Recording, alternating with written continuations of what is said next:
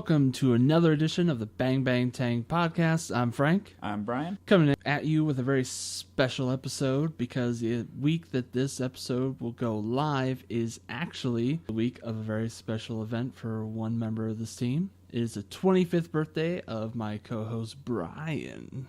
Yeah, I'm old. I'm still older. I know.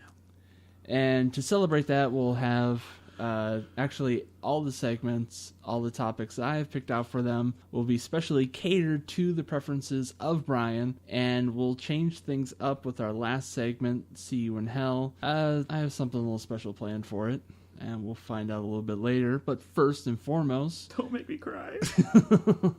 Oh, you'll cry. Oh, no.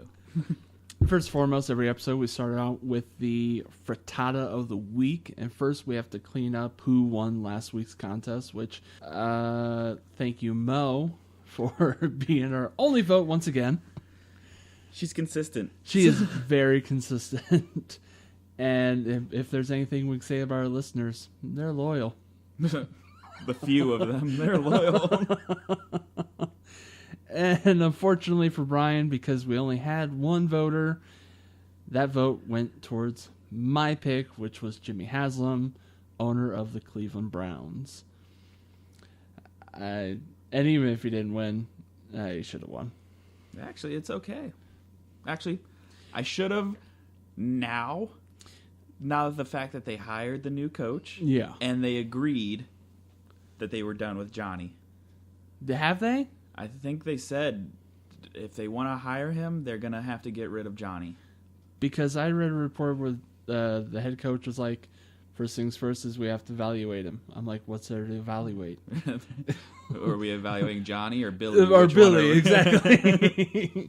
The new party's hard. I mean, that's what I'm evaluating. Is he trying to try and get the wig on underneath the helmet?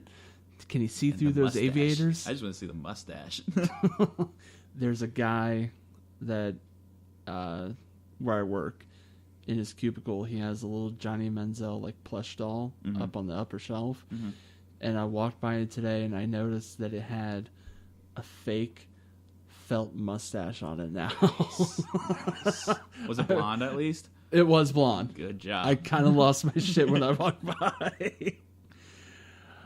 So this week I have whole new nominees. And I'll let Bryan go first with who his pick is. All right. My pick for this week's frittata is the whole NFL. Wow. Now, I'm picking the whole NFL Mm-hmm. because, the season ends and people fire coaches and there's potentially big-name coaches out there and Absolutely. they're floating about. Well, then some of these teams, they don't pick these big coaches. Instead, they just promote the offensive coordinator, or they go hire another team's offensive coordinator instead of these big name coaches who have an amazing resume. Now, who were you referring to? Lovie Smith. Mm-hmm. Shanahan is still out there. Shanahan is, yeah. And why am I now blanking on what was the Giants? Oh, Tom Coughlin. Tom Coughlin's still out there, and he said he wants to coach still. I can't believe that he still wants to coach.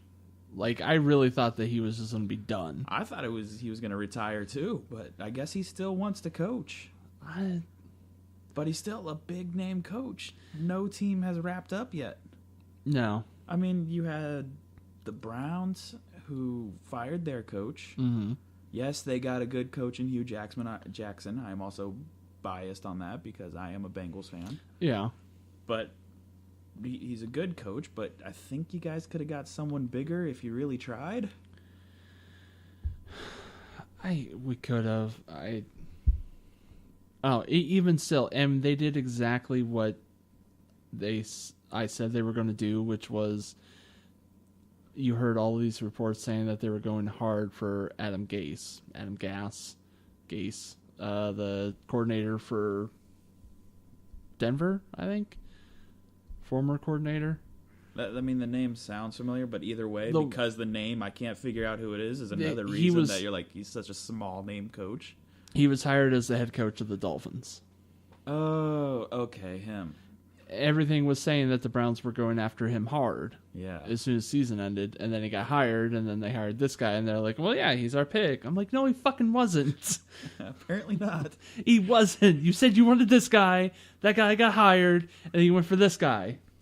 Well, and then another reason why the NFL is my frittata of the week. Mm-hmm. They're potentially trying to move 3 teams to one stadium, one city. What? Like, you're trying to move the Rams, the Chargers, and the Raiders all to L.A. Yeah. To share one stadium. But that can't... I mean, there's no way. Unless you just got rid of one of the teams. Which then you couldn't do because the riot would just be extreme. Yeah. You definitely don't want to get rid of the Raiders. You see how many God, Raiders fans would riot Yeah. that street? Jesus Christ. No. But I don't know what they were thinking. They should have just accepted one team and said, okay, one team is there, which the Rams are there now.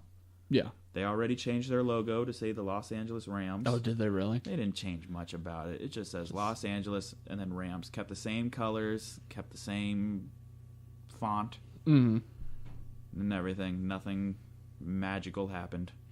But then I guess I'm hearing the Chargers have a year to negotiate to whether or not they can be a part of LA or not. I mean, I really... Are the cities that bad? Like, that's the thing, is I don't know economically why these teams need to leave, or... I can understand the Rams because they were the LA Rams. Yeah. Before they moved. So Well, I can understand them going back. Raiders were also the LA Raiders for a time, Yeah, too. but they're already in California, so enjoy Yeah. it. Same with the Chargers. You're already in California. Just enjoy it. Don't... So what? California will now have... I think I counted this at work the other day. At least like 5 NFL teams alone. All right, so you'll have the Rams, the Raiders, the 49ers, the Chargers, and... No, Tampa Bay is in Florida. Yeah, so 4. So about 4 teams. Yeah, which is crazy. I feel you're forgetting one, but... Nice. You got Even still, they only have 4 to 5 teams. One more than Florida has. Oh, yeah. But still, it's an overpopulated state of football teams. Yeah. So how do you pick your favorite football team if you live in California? You can't go, oh, it's my home state team. What does that mean?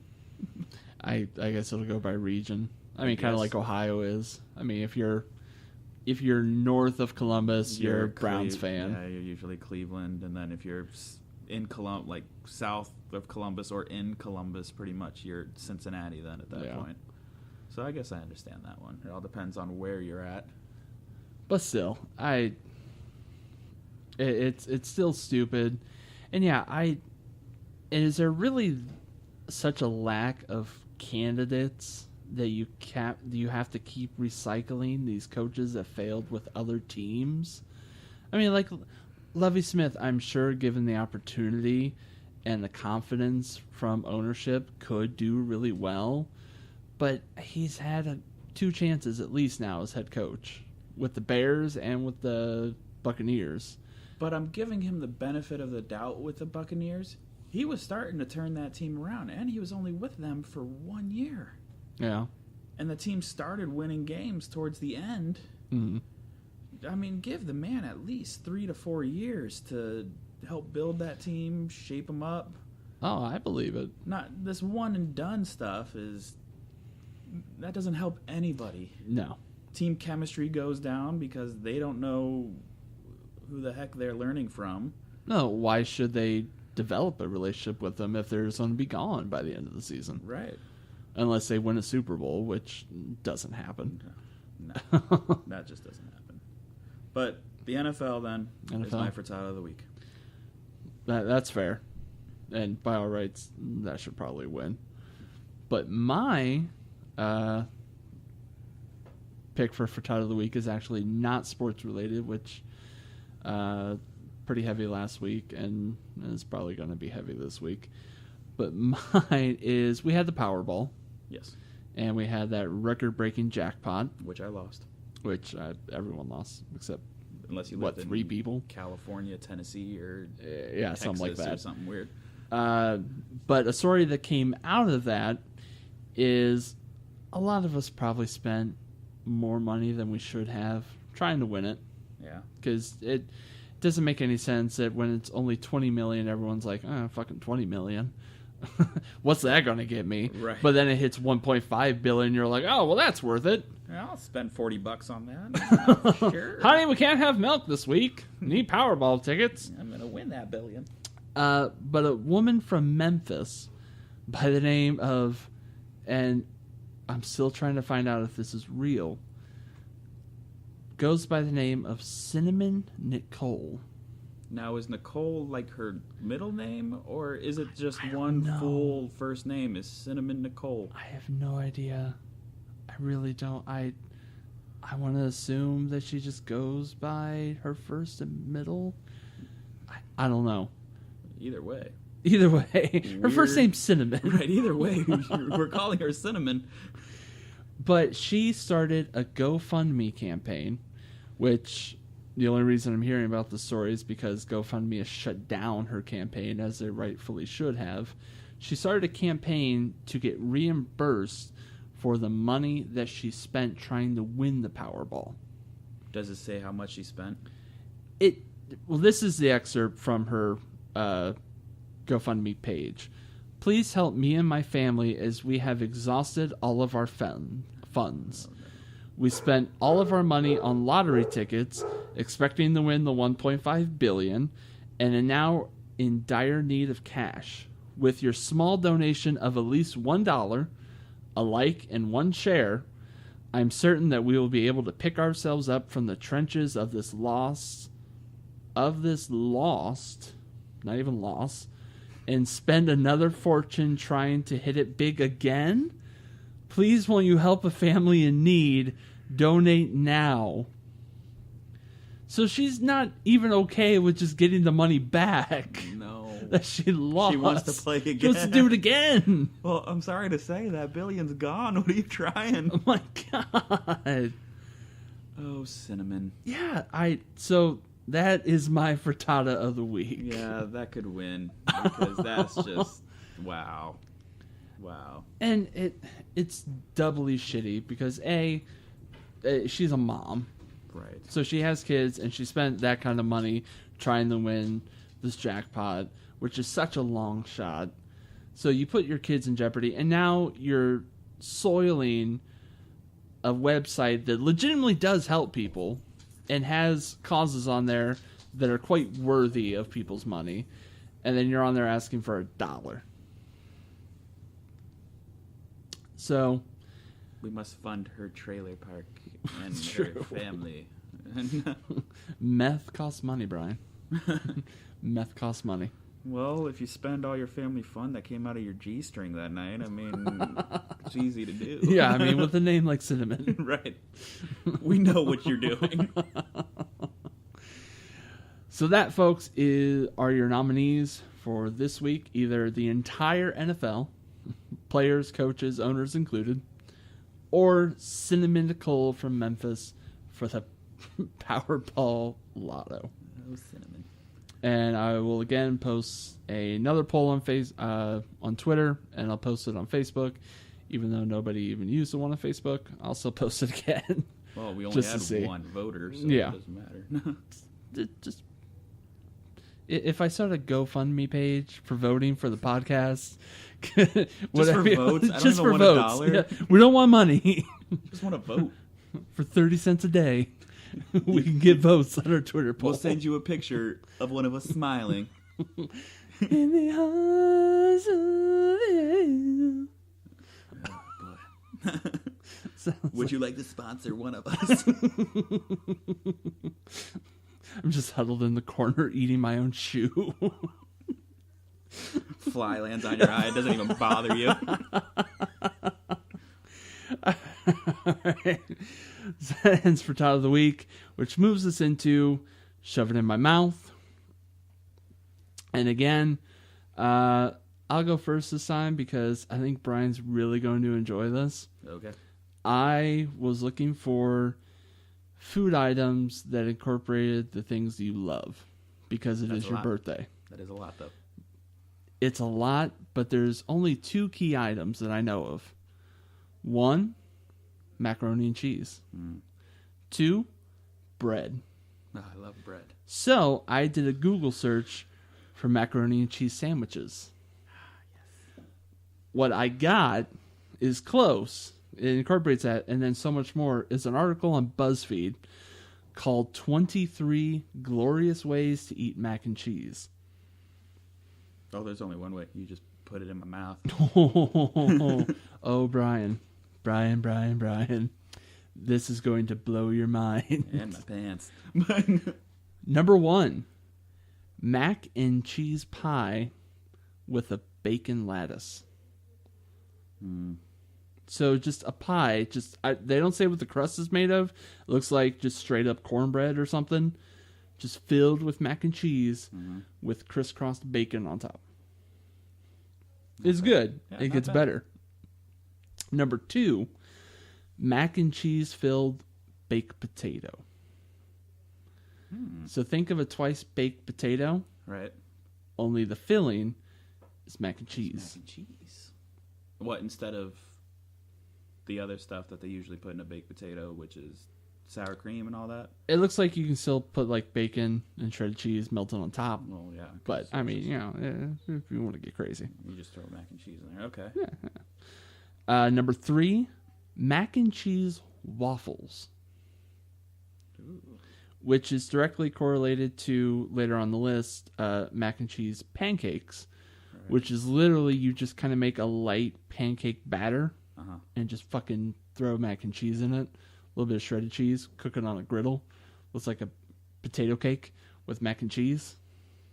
Doesn't sound bad. It doesn't, but you can't put syrup on it. No, you just have to pick it up and eat it yourself or something. But I mean, you need something. You need a topping or something. Maybe bacon bits. Maybe bacon bits or like drizzle. Ooh, you drizzle some sriracha sauce on there, or you drizzle put, sriracha. even put some cheese or a little bit of barbecue sauce. A little bit of barbecue. You could throw some barbecue. Or could you do gravy? No. Like country gravy? Nope. No. It's not my style. All right. Nice try, though. Just thinking outside the Mac. Number 4, pancetta mac and cheese paninis. Now you have my curiosity. Right? Number 5, mac and cheese jalapeno poppers with crunched up Cheetos on top. Oh, plain Cheetos? Plain Cheetos. See, I'm not a huge jalapeno fan. Or as I like to call them, jalapeno. Jalapenos? Not a huge jalapeno popper fan. It's like the legitimate ones where they take kind of the shell of the jalapeno and they take out all of the innards. Right, like the seeds like and all that. canoe it, yeah. And then they just pile in mac and cheese and a little bit more cheese. And then think of breadcrumbs, only Cheetos. Like Cheeto dust? Yeah. That might not be bad then. See? It'd have a weird crunch to it that I wasn't prepared for, but yeah, whatever. I'd still try it. Number 6, crispy mac and cheese pancakes. Yes.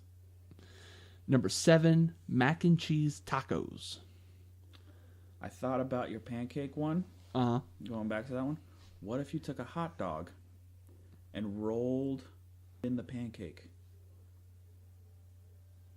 So therefore you have the mac and cheese pancake as the outside bun to the hot dog. That'd make a pretty good sandwich. That would be good. There's something later on the list that maybe.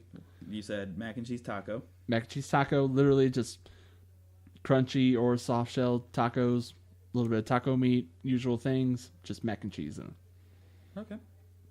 Number 8, deep fried mac and cheese. We've all had it. That's awesome. It is good. Number 9, mini mac and cheese pies. And they look just like mini pot pies. Only the filling is just mac and cheese. I would eat those every day. Right? because you just microwave them or something like that, like a Hot Pocket. You just eat them. And if you want to get fancy, number 10, mac and cheese sushi. Nope. Sorry. It doesn't have like the actual stuff that comes in sushi. It doesn't have fish. It doesn't have seaweed. It's just like they rolled up mac and cheese. It was something in the middle. It's not fish or anything. It looks like some sort of beef. I'm gonna say beef or a bacon or something like that. But it looks like they just rolled it up with the rice paper and stuff. So I mean, I don't know how I feel about that. It's weak on this list. Yes. It's weak. Yes.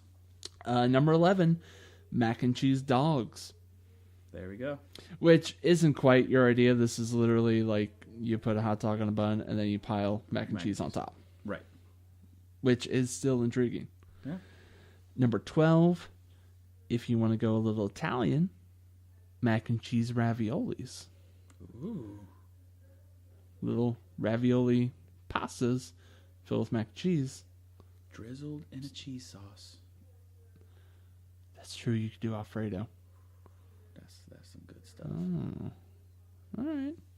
I want you to know I'm hungry. Like, yes, we ate dinner before we decided to record.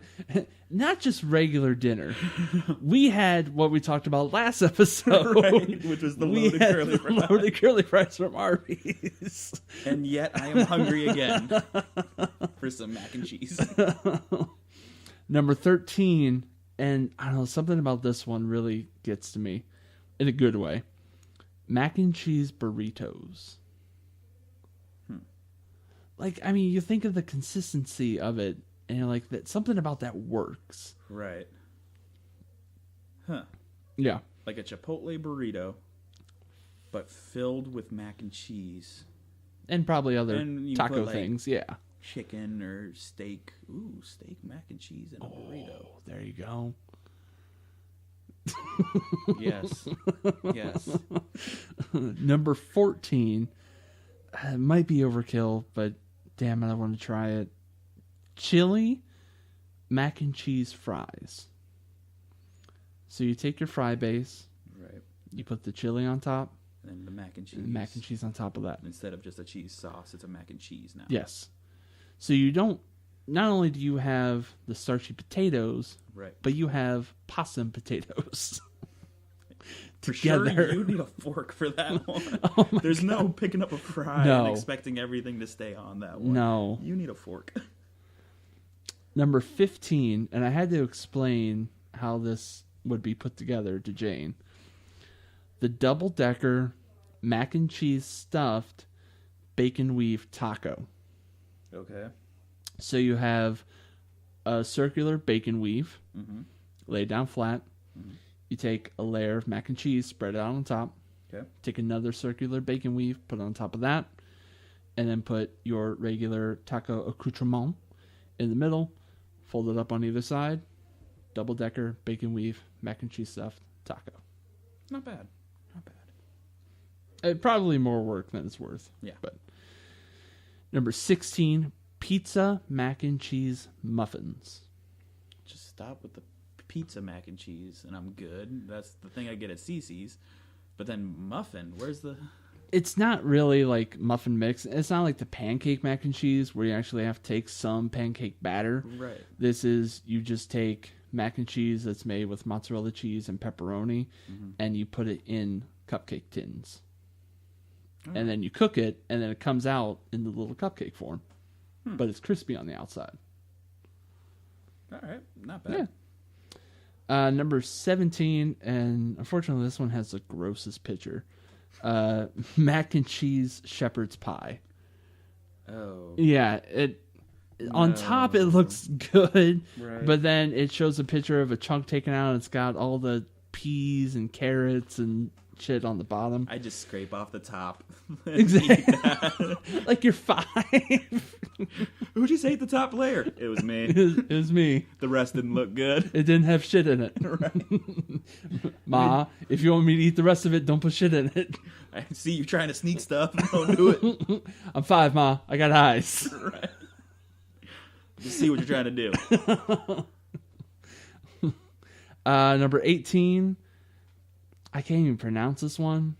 mac and cheese stuffed chile relleno, which kind of just looks like the jalapeno poppers, only deep fried. Oh. Kind of. Like a mozzarella stick.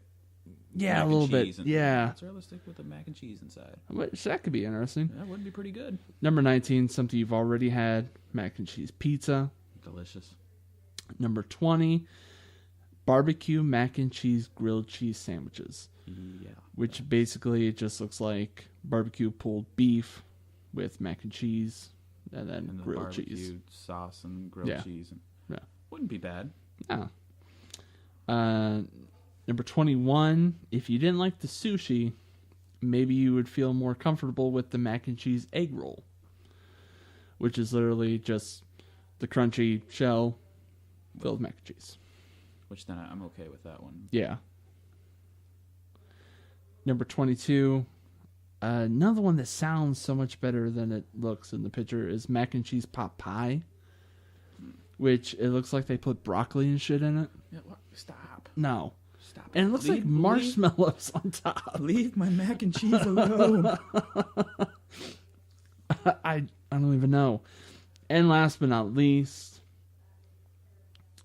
I've had it, but not in this form, is mac and cheese stuffed burger. Is it where the mac and cheese is actually inside of the beef patty? Yeah. I haven't had it in that form. I've had it where it was a cheeseburger. Just on top. And then they put the cheese and then the mac and cheese on top of that. Bun. Right. And then the bun. Which was delicious in that way, so I don't see why that one wouldn't be delicious. No. But yeah, mac and cheese stuffed inside a cheeseburger. Good stuff. Good stuff. So those are 23 new ways that you can have your mac and cheese. Seems like a lot of work, though. Oh, it's so much work. So I'll probably just eat my mac and cheese plain. Just make it in a pot right. or microwave it. However. And just instantly and go. Like here, it's just mac and cheese still. So. It's no frill, no waste. Just straight up mac and cheese. Right. No, that's for you, sir. Thank you. That's thoughtful. And you made me hungry. That's it. That's gift that keeps on giving. Right you are, Ed.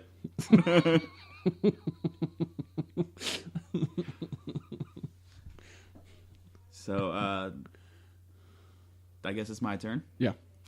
The food item that I have, kind of going off of last time, where I went with a local baseball park themed food. Yeah. Back to the Akron Rubber Ducks. Mm-hmm. They have a food item called the Nice to Meet You Burger. Ooh. Meat spelled MEAT. Obviously.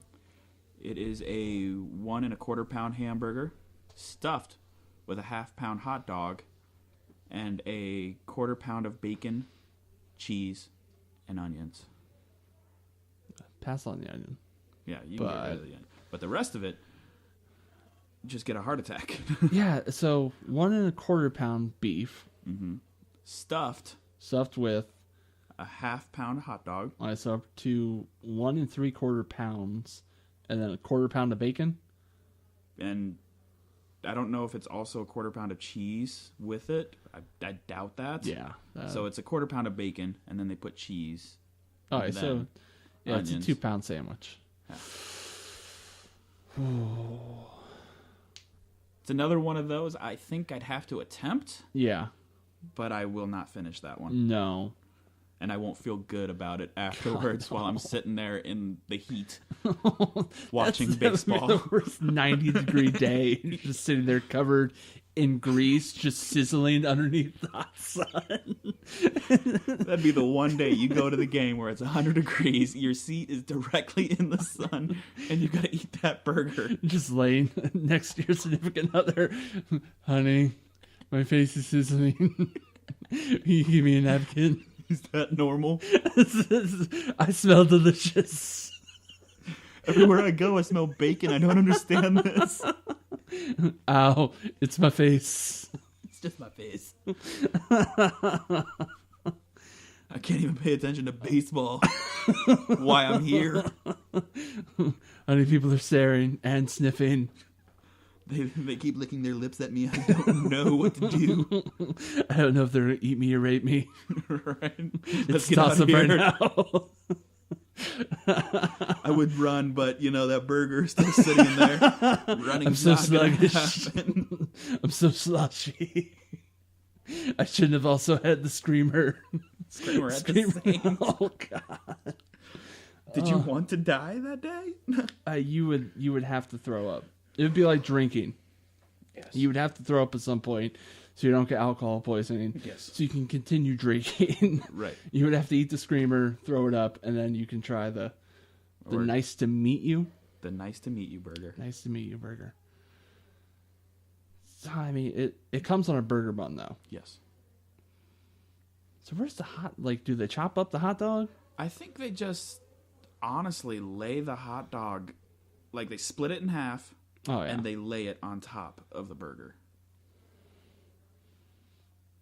That's feasible. So it's like you got bottom bun, burger. I think you got like 2 to how many hot dogs you need.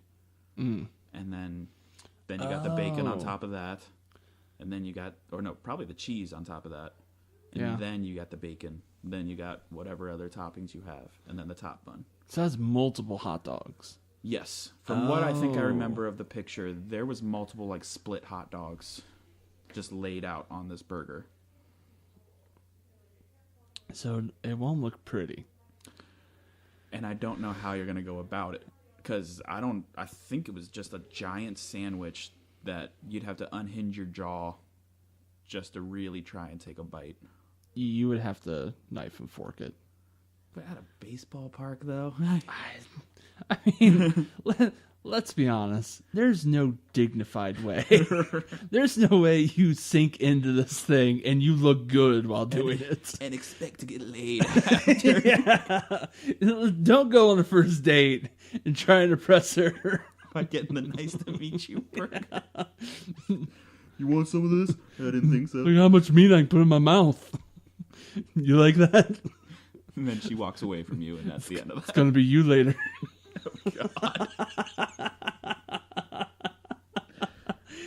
God. And then you wonder why you're alone. I was gonna wipe my face when the grease gets too hot. Grease is boiling. You could throw a cold chicken tender on here and it would warm up quick.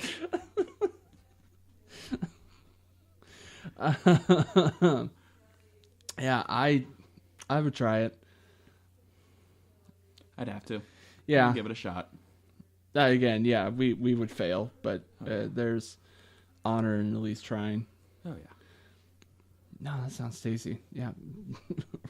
we're going to be so fucking miserable next time we go to a Rubber Ducks game. Yes. Yes. All right, I hope we gave you guys some good ideas. Or maybe not some good ideas. If you're looking for your first date, don't eat that burger. Just don't. Just don't even go near it. No. Maybe you guys could split the screamer. That could be okay. Yeah. Just don't try and eat the screamer solo on the first date. No, and still don't make it 100-degree day. Because it just becomes a liquid. And the ice cream will curdle in your stomach. Milk was a bad choice. I think that wraps up shoving in my mouth for this week. We gave you a lot to shove in your fucking mouth. Which means we move on to Yo Mama Dresses You Funny. And today, as we're recording, not the day that we post, so as of January 15th, it is National Hat Day. Woohoo! And I'm rocking it in style today with my Indians cap. But for that, I found an article that unfortunately is a little old. It's from 2014, but should be fairly relevant still. It's the top 10 baseball caps in the MLB. Like based off of logo? Is that pretty much based off of overall the entire hat, color scheme, logo, everything. Okay. And they kind of it's USA Today, and they kind of dive deep into it a little bit because a couple of them were kind of surprising. Okay. So I'll show you because you'll have a lot more insight to it than I will. But number 10 is the Boston Red Sox alternate hat. which has the old school With the Sox. the Sox logo. I love that hat. I'm not even a fan of the Boston Red Sox. No, But I love that hat. the deep blue with the Red Sox on the front. Do you agree? Number 10? It depends on the rest of the list. I was and am a big fan of that hat. Mm-hmm. Because it's just unique. You always see people wearing Boston hats that's just the B. Yeah. But to have the hat with the actual like Sox logo on it, that's pretty cool. It's true. The solo letters are starting to become pretty cliched in the MLB. Oh, yeah. I mean, even Cleveland's moving towards it. Well, that's why they're trying different color schemes with them. And Yeah. Number 9, and to be fair, most of these are pretty classic in their designs. But number 9 is the Minnesota Twins home hat, which is just the T and the C, and basically the same color scheme as the Boston one. boring. Yeah. I don't like the Twins logo even to begin with. It's just, one, it's taking off of the Reds. Oh, yeah. C. Mm-hmm. I don't like it. No. I'm not a fan of the Twins logo whatsoever. Especially number 9. Right. I would at least move Boston up above that. Mm-hmm. Oh, yeah. Number 8, LA Dodgers. It doesn't say home or anything. I think it must be because they just have the one hat, but it's the classic they hat. Just have one hat. The classic dark blue with the white LA. Which I like the hat. But, I mean, it has a lot of history with it, and it's just a basic hat. Yeah. I still would put Boston above it for uniqueness. True. This one... I like the Dodgers one, though. Yeah. Number 7 is, in my opinion, the ugliest one. I don't know why they chose it. Number 7 is the San Diego Padres alternate, which is this khaki brown color. That's ugly.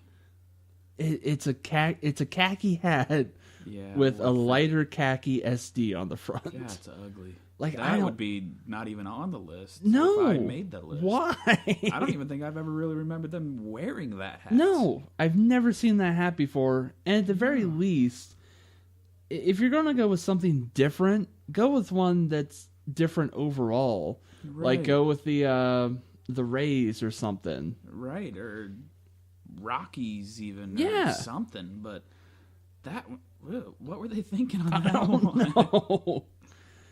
Number 6, the Oakland Athletics road hat, which I don't know what makes it different from the home hat, but it's their basic. It's all green, whereas their home hat has the yellow bill. Oh, okay. On it, which I prefer. Mm-hmm. The yellow billed one than the all green one. Yeah. With the white A with the yellow outline to it. Mm-hmm.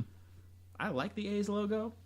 Yeah. But for that one that they put on the list, I'm not agreeing to it. No, you don't like this one? I prefer, like I said, the yellow billed one, or even their spring training hat, which was all yellow. Ugh. With the green, the logo with I think it's like an elephant or something like that on elephant. it. Yeah, like their actual logo is like an elephant. I mean, to be fair, fucking Athletics, it's like the most generic. Right. Yeah, that one's not bad. Definitely, yeah, better than the Padres. Anything's better than the Padres. This one surprises me. Number 5, the New York Yankees hat. Just the classic black with the white. I think they put it up there because it's like the Dodgers one. Yeah. You got a lot of history with it. Oh, I'm saying I'm surprised it's so low. Oh, so low. I mean, that's an iconic. It's even more iconic than the Dodgers. Oh, yeah. I mean, I've always loved that logo. I'm not even a fan of them. That's another one of those teams. I'm really not a fan. No, I hate of them. Huge fan of Derek Jeter growing up. One of my favorite baseball players. Yeah. So, of course, I liked the Yankees at that point. Mainly just because of him. But, so I like the logo. I like the hat. You see it everywhere. Oh, yeah. Again, it's iconic. Yeah, I'm surprised it's right there, though. Number 4. This one I kind of like. I'd never seen him wear it, but the Milwaukee Brewers alternate hat, which is kind of a lighter blue than the Red Sox, and it's got a glove with the gold trim on the outside with the ball in the middle. Well, if you notice, it has the M as the fingers. Yeah. And the B as the thumb. Yeah. I like that one a lot. I like it better than their actual one, their actual logo. Yeah, I can't think of their which actual is one. just I think it's just like an M with like wheat growing out of it. Oh. But I like that one a Yeah. lot more. That one's cool. Like, I don't even like the Brewers. I can't stand the Brewers. No, But I like that logo a lot. Yeah, I like that hat. But I'd put Boston in front of that one. And then you have to put Dodgers and Yankees up above that one too. But it also just still depends on the rest of this list. Number 3. So we're in the top 3. The Colorado Rockies home hat, which is just the black hat with the purple C and R. It's another one where I prefer their spring training hat. What do they look like? Which was, I think it was all black still. Mm-hmm. But instead of the CR, it showed mountains. Like it was like a mountain logo with like the ball over it or something like that. Oh, that's not bad. I liked it. Yeah. A lot better than that. That one's plain and boring to me. I don't see why it made it to number 3. But I don't know either. that one doesn't make much sense to me. Their description: who would have guessed in the early 1990s that a purple, silver, and black color scheme would stand the test of time? Unlike most recent expansion teams, the Rockies have remained remarkably consistent with their uniforms, probably because those uniforms are awesome. The only purple team. Okay. Yeah. So really, they don't give an explanation as to why they are up there. No. Okay. Number 2, the Chicago White Sox. Again, very similar to the Yankees. It's a black hat with just socks on the front, and that classic Old English. Yeah, kind of almost calligraphy like. Still boring to me. It is, and I hate the White Sox. So well, and there's no history behind it. I mean, because even then, yeah, it's just boring. Yeah, it's another question mark for me as to why is it number 2. Number 2, yeah. Why is it number 2? I don't, and I'm quite possibly even more puzzled by number 1, considering the Yankees was number 5, but it's the Detroit Tigers home. Which is just the again, navy hat with the white that's it. Old English D. And if you're going to go with something like that, go with the OG. And there's so many different teams with different logos you can throw in there then. That's the thing. If you're going to base off of that, why don't you throw the Giants in there? They have, what, an SF on their hat? That's pretty cool. Why don't you throw the Reds in there? They have the C. Don't the Giants also have the one that kind of looks like a duck? Maybe I'm thinking of something else. You might be thinking I think else.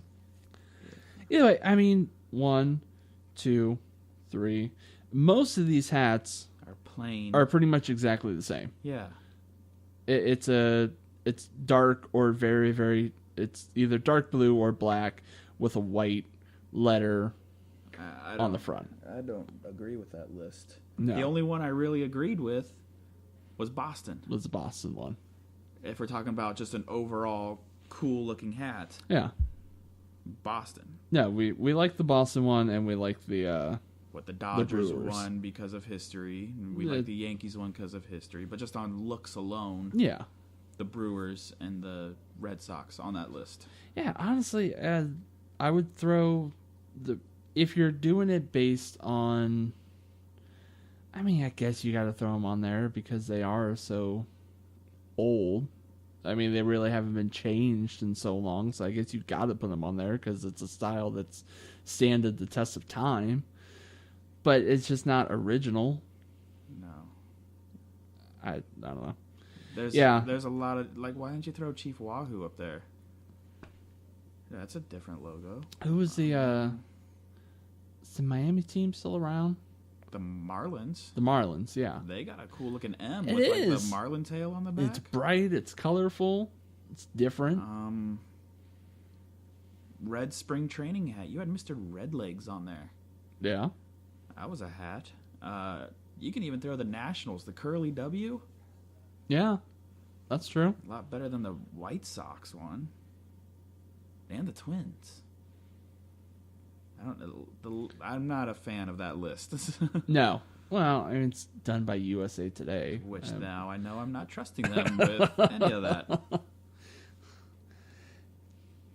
I tried to find a better one, but that was pretty much the only one I could figure out. But yeah, it's a pretty shitty list. Yeah, I'm not in agreement really with any of that list. No. And I think pretty much the only reason they chose the Tigers is because Tom Selleck wore it on Magnum PI, which is very topical. Well, I guess. The kids love their Tom Selleck shows. Yeah, sure. As one of them comes up to me, who's Tom Selleck? Well, I don't know what to tell you, kid. Well, you see, Timmy. Did you have anything? I did not, because I was just feeding off of your National Hat Day. Yeah, it worked out pretty well. Yeah. And we're both fans of hats. Oh, yeah. Like I said, I'm wearing one right now. You have a pretty extensive collection of... I have a ton of hats. I just haven't been wearing them so much lately because of my job. I'm sure I can wear it at my job because I can wear whatever to my job because I'm there before the place actually opens. That's true. But I just don't know how they would exactly take it if they saw me wearing a hat in there. No. So I need to start wearing hats again. But of course, the significant other does not like me wearing hats so much. She doesn't like you wearing hats? Not so much anymore. Now that I got like my hair cut and all that, she's not a huge fan of me wearing hats anymore.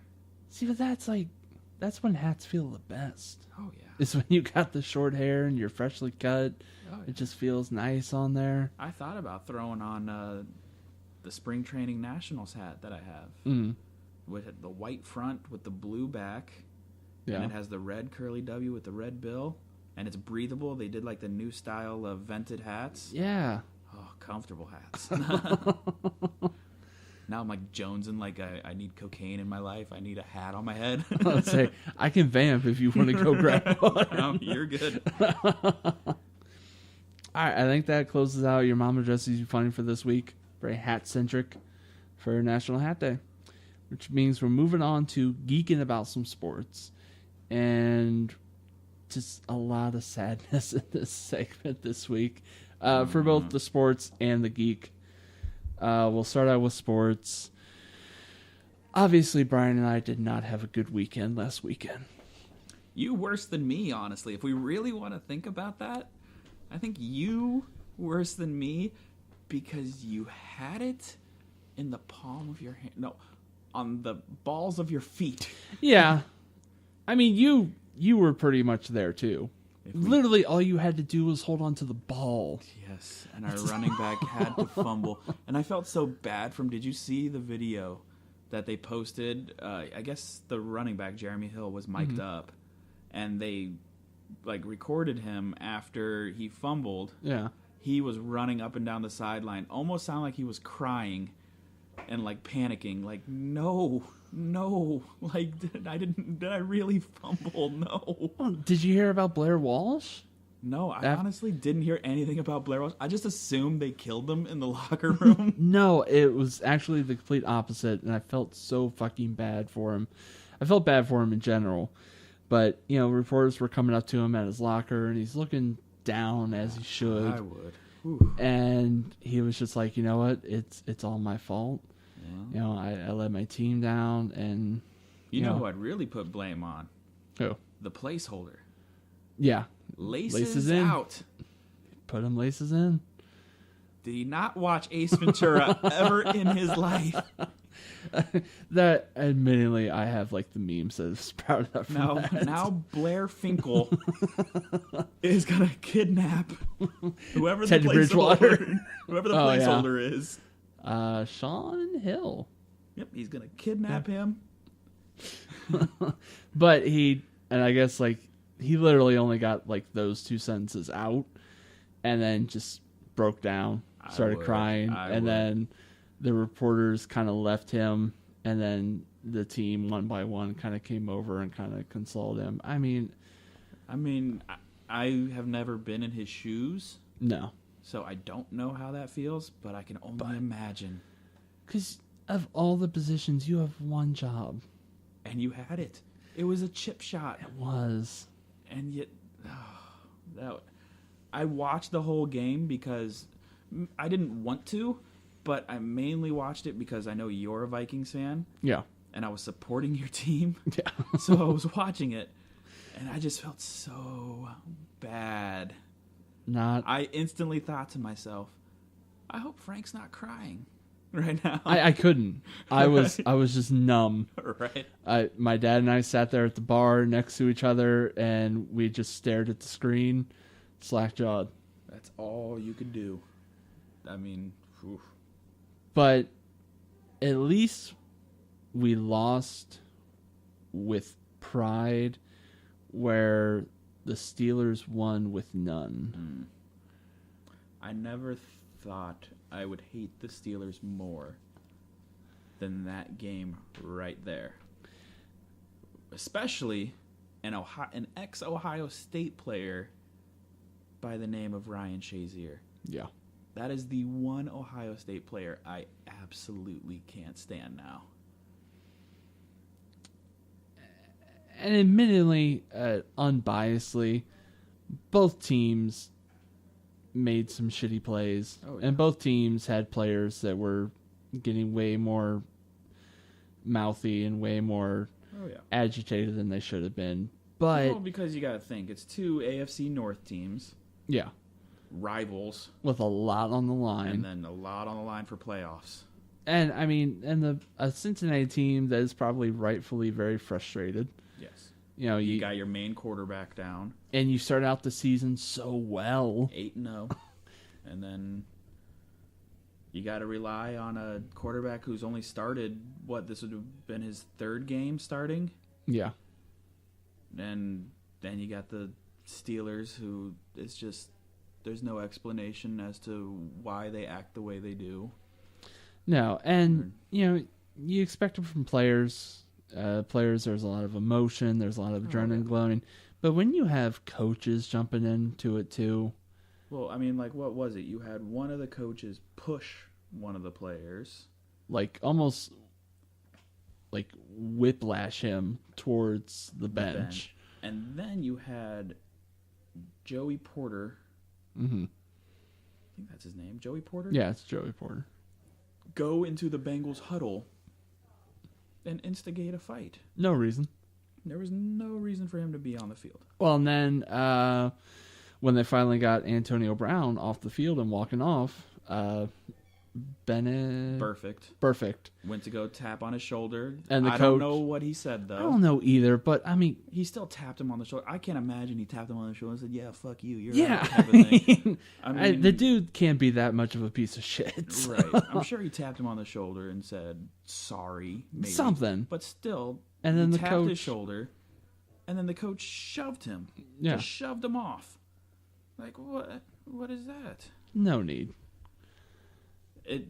It's one of those situations where the players reflect the coaches, or vice versa. The coaches reflect the players reflect the coaches. Yeah. They all acted the same. Mm-hmm. And before, I didn't mind. Well, I don't like them regardless. Yeah.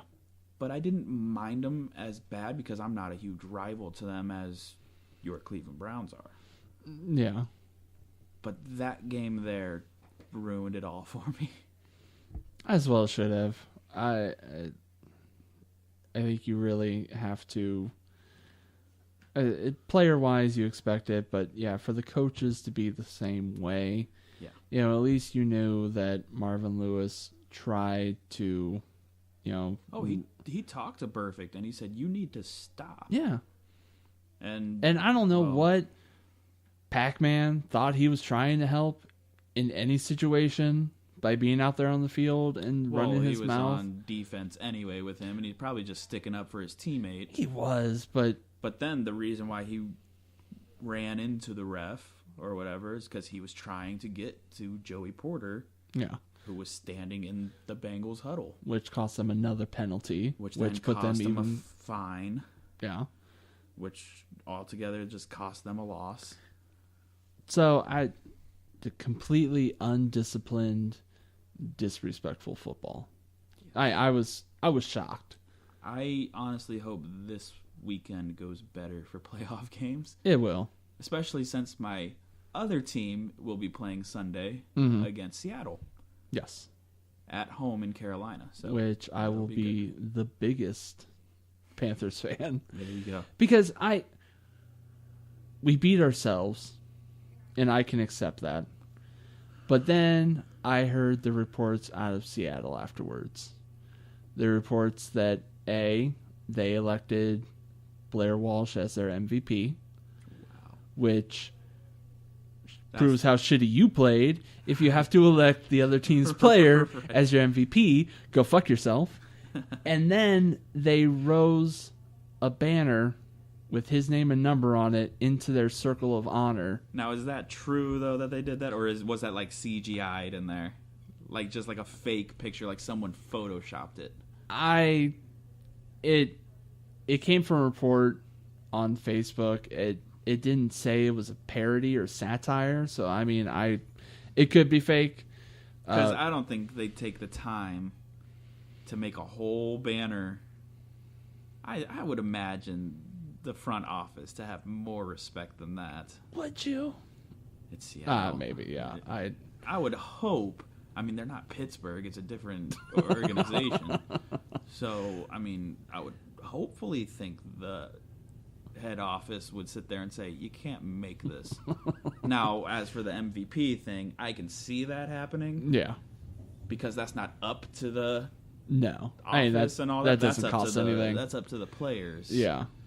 So I can see, Marshawn Lynch and his non-talking self saying, Blair Walsh. And then that's it. Yeah. And then they go, oh, cool, we could do Blair Walsh. We'll pick Blair. The banner thing, I don't know if it's completely true. It could be, it could not be. I kind of thought the same thing. I was like, that's a lot of effort. Yeah. Oh, yeah. If it's true, it's a lot of effort, a lot of money to go through just to do that. Just to hang it all the way up there, and then you got to bring it all the way back down. And there's no way stay up there. You don't get anything from it. And you plus, look like a they're bunch not of even assholes. Playing in Seattle this weekend, so it's not like anyone's going to be sitting there looking at it. Which is why I think is why they did it, is because no one would really. But wouldn't you think you'd want to do it when you're playing the game so people can see and be like, oh, they're funny. Look at them. I don't know. But the MVP thing I do believe is true. All right, what's your predictions for this weekend? This weekend, so we have Carolina versus Seattle. I see Carolina winning. At home. You can't beat Cam at home. No. And, I mean, the Vikings had him beat. Yeah, oh yeah. The Vikings had him beat, which means they should have already lost. And I think Carolina, honestly, is a better team than Minnesota. So I don't think they'll have too much of a challenge. Green Bay and Arizona. Arizona. I got to go Arizona on this one. Arizona's a tough team, and they're rested. And Green Bay, they weren't that impressive to me on their win. Oh, really? Not to me at all. And it just seems like they're missing a lot of things. I'll say, I didn't watch the game, but all reports made it sound like the Packers whooped Washington's ass. I mean, for the most that I watched of it, nothing was that impressive to me. It was just, oh, this guy magically got open. Okay, cool. Yeah. That was it. Nothing great came out of it that sat there and said, this team can make it to a Super Bowl. Yeah. Oh, no. Packers shouldn't make it that. I'm surprised they even made it this far with how their season ended. I mean, the Vikings beat the Packers. Arizona beat the Vikings, which to me thinks that Arizona should beat the Packers. Are they at Green Bay or at Arizona? They should be at Arizona. Yeah, I'm going to put it in Arizona's favor. Who else you got? You got the Broncos and Steelers. Broncos. I hope the Broncos whoop that ass. If Ben decides to play, and Antonio Brown's out. He's out. Williams is out. Yeah. D'Angelo Williams. And if Ben plays, he's got to be totally comfortable knowing that it could be his last game because he's got torn ligaments in his shoulder. Dude, it's fucked up. And you got to think long term with that. Well, and then on the Broncos side, you got a rested, healthy, and a pissed off Peyton Manning still. Absolutely. So. And even without him, they're still a very dangerous team. Oh, yeah. Brock Osweiler is a pretty decent backup for him that he can get it done if he needs to. Absolutely. I mean, if it weren't for the fact that it seemed like he was actively trying to lose the game when they pulled him, Denver would have ran away with it even sooner. And then the last game, you have the Patriots and the Chiefs? Yes, Chiefs. Yeah. And I think the Patriots, you have Edelman back and Gronk back completely and rested, healthy, and it's in New England. I think I'm going to choose... I think that's going to be my underdog game. You're going to go Kansas City? I think I'm going to go Kansas City only because I believe that Kansas City got hot during the season at the perfect time. Right. They hit their stride at the very end of the season, and they kept it going. And I think that when they're clicking like that, I think that New England seems to me like they have this air about them that they're already going to win. Right. Like, they don't have to really change things. They just have to do what they do and then expect that it'll result in them winning, per always. And I think that Kansas City is a lot hungrier. I think that they're a team that's a lot more passionate. And I think that'll even the odds, and I think they could come away with it. Or at least I hope, because I hate New England. So, which I think for the most part leaves our Super Bowl picks intact. So far. Even though both of our teams lost. But I still had picked Panthers and Patriots, I think was my pick for Super Bowl. I think it was, because I think I went with Panthers-Broncos.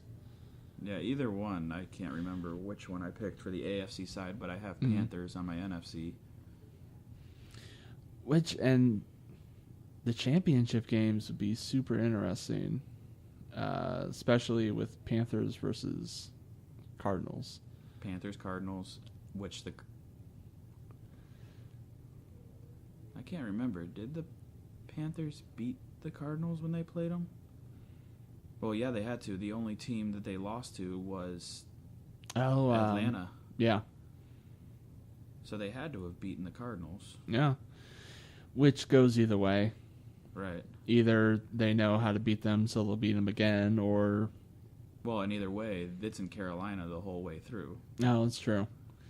And then you got potentially Broncos Patriots again, or Broncos Chiefs. Which, if it's Broncos Chiefs, works out in the Broncos' favor. Because it seems like they've on that beat them. Yeah, they would work out in the Broncos' favor. Yeah, the Patriots are always tough, which is hard. It's one of those teams you really just can't bet against. Because they always find a way to win. Yeah. Brady's just good. I hate Brady, but he's just good. He is. The whole team is. I don't know how they do it. I mean, it's through cheating, but, that's how they do it. It's simple cheating, but, tomato, cheating. Honestly, if I found out that the Browns resorted to cheating to start winning games, I could possibly be okay with it. Right. Oh, is that all it takes? Cheat only once. You know what? Sure. Let's put no air in the balls. See where that gets us. Slop it like a Frisbee and see where it goes. If it resulted in us winning, I'd be okay with it. Right. Like, why didn't we do this sooner? Now, for next season, for the Vikings and the Bengals, do you think that your team will make it further? Do you think they'll regress? Or do you think they'll do about the same?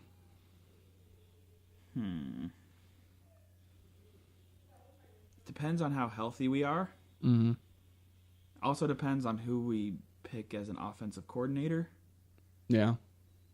I can see us maybe going just a step further, potentially winning that first round playoff game. Just get that one playoff win. I want the one playoff win. I'm not asking for much. I don't see much from them. It also depends on who they pick in the draft, which, according to the mock draft, they're supposed to get. They have them picking the wide receiver from Notre Dame. Last name like Fuller or something like that. Sure. I don't know. Which could be good, could be bad. I don't know. I feel they got enough good receivers. I don't see why they would need to pick one up, but we'll see what happens. Yeah, they're, for all intents and purposes, I mean, they're pretty much set at every position. It seems like they have a coaching staff in place that can help them win. It's just honestly a matter of luck. Right. Well, that's the NFL in general. Yeah. It's all about luck. Unless your name's Andrew Luck and you just have no luck. Because you were potentially the number one quarterback going into the season, and injuries hurt you bad. Same for the Bengals. I mean, if you guys still had Dalton, that game would have been completely different. Oh, it wouldn't have been close. Yeah. I mean, you guys would have ran away with it from the get-go. I think my Vikings will take a step forward. Zimmer's only in his second year. And this that year, means Bridgewater will be in his third year. Yes. So then they're growing. They're getting the chemistry together. Stephon Diggs will have a year under his belt you as guys well. Know to start using McKinnon. Is that your backup running back? McKinnon and Asiata. Well, McKinnon. You guys know to use McKinnon more. Yeah. No offense to Adrian Peterson. I just felt he could not get going. He couldn't. And it was kind of upsetting watching him run. And like, dude, you used to be something special. And how did you become the rushing champ? Just watching that game and him not being able to run. I will chalk that up to offensive play calling. Yeah. And I think the defense just had his number. I think weather, too, had a big effect on that one. Probably. What, they said wind chill at one point was negative 20-something or... It was, and, I mean, he's getting up there in age. Yeah. So, I mean, joints that maybe didn't affect him in years past maybe could have affected him. You know, he's... No, and he had the back issue going into the game. So, I don't know. I think that his heart was in it. Just his body was not. For some reason.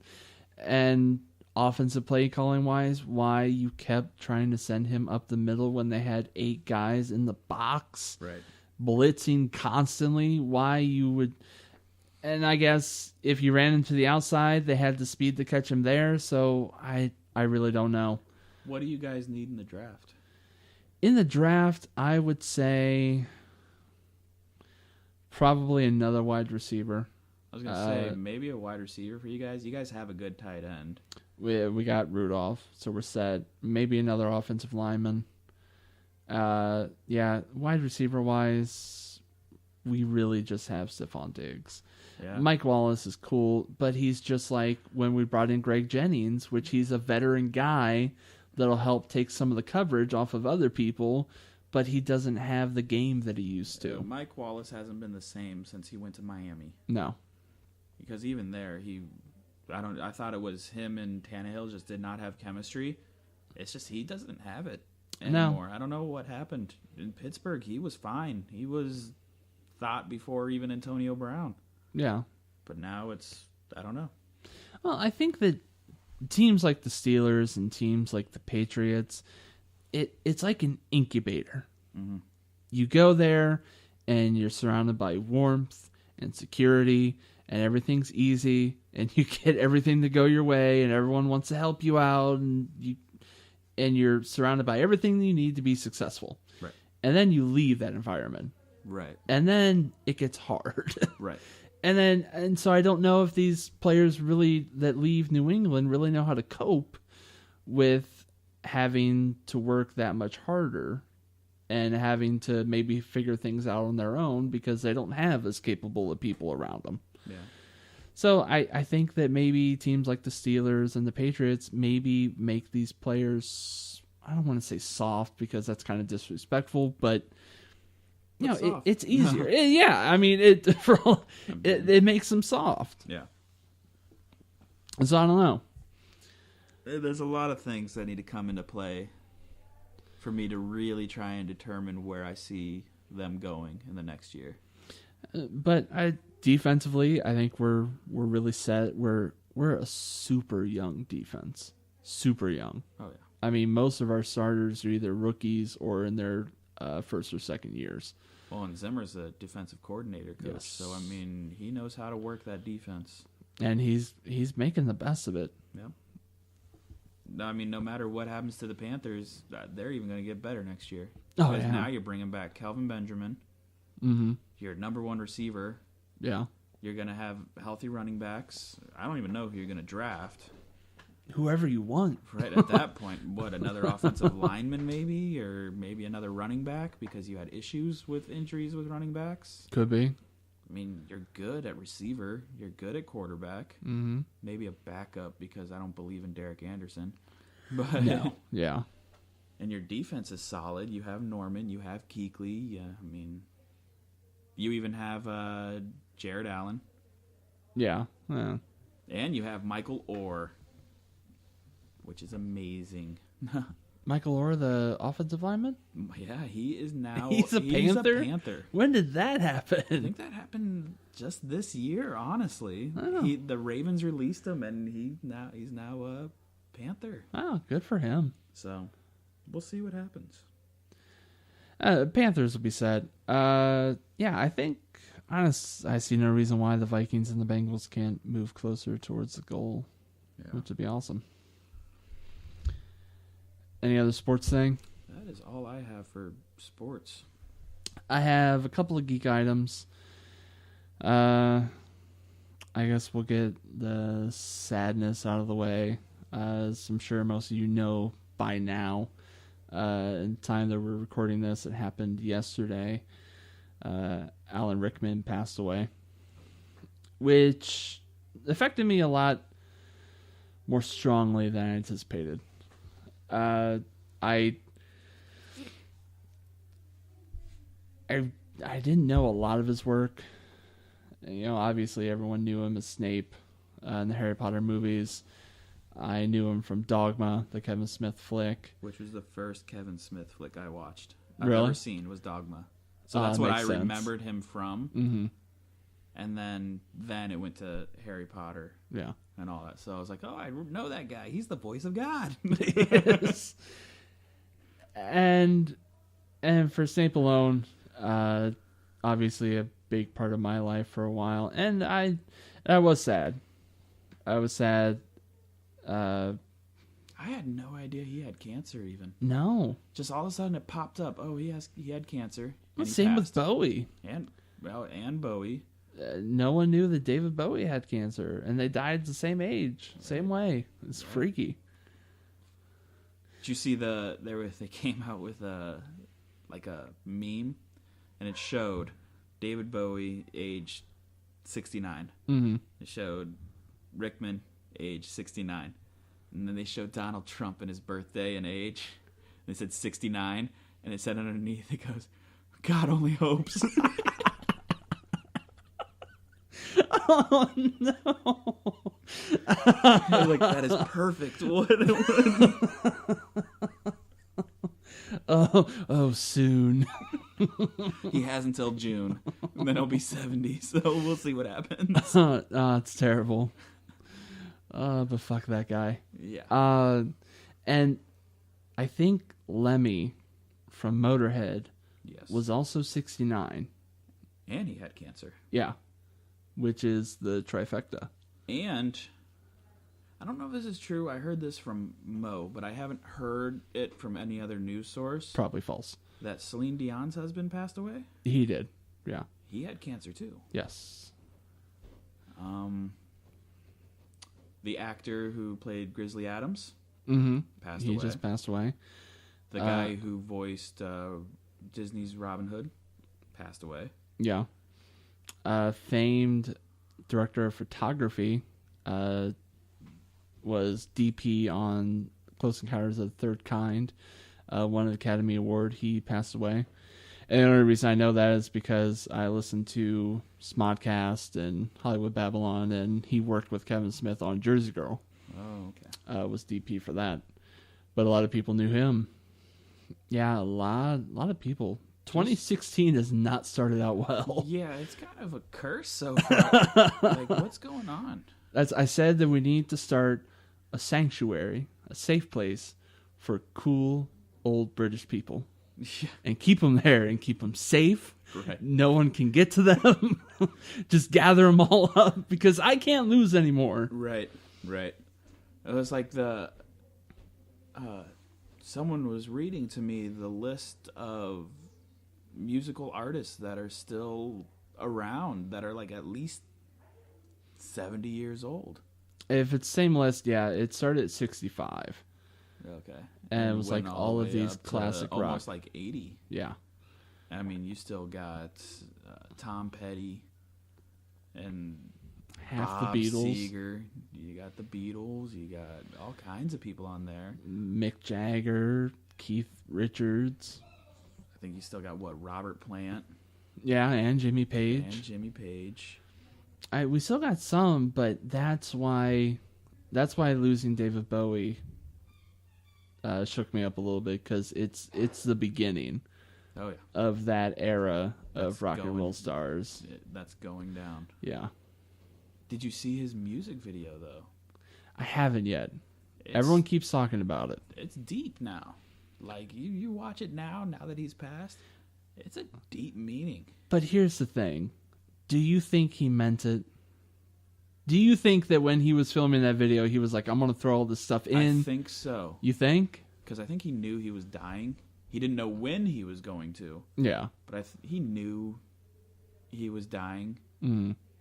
So I'm pretty sure he threw that stuff in on purpose. Because without seeing it, I couldn't tell if what everyone was talking about was just breathing their own ideas into it, or if it legitimately. Watch it and let me know. Okay. I think he did it on purpose. Is the song good? It's okay. Okay. I mean, it's Bowie. No offense to Bowie. He was a weird dude. Yeah, but early Bowie's good. I like probably 7 or 8 songs. I legitimately Ziggy like. Stardust was my favorite though. Oh yeah, Ziggy was good.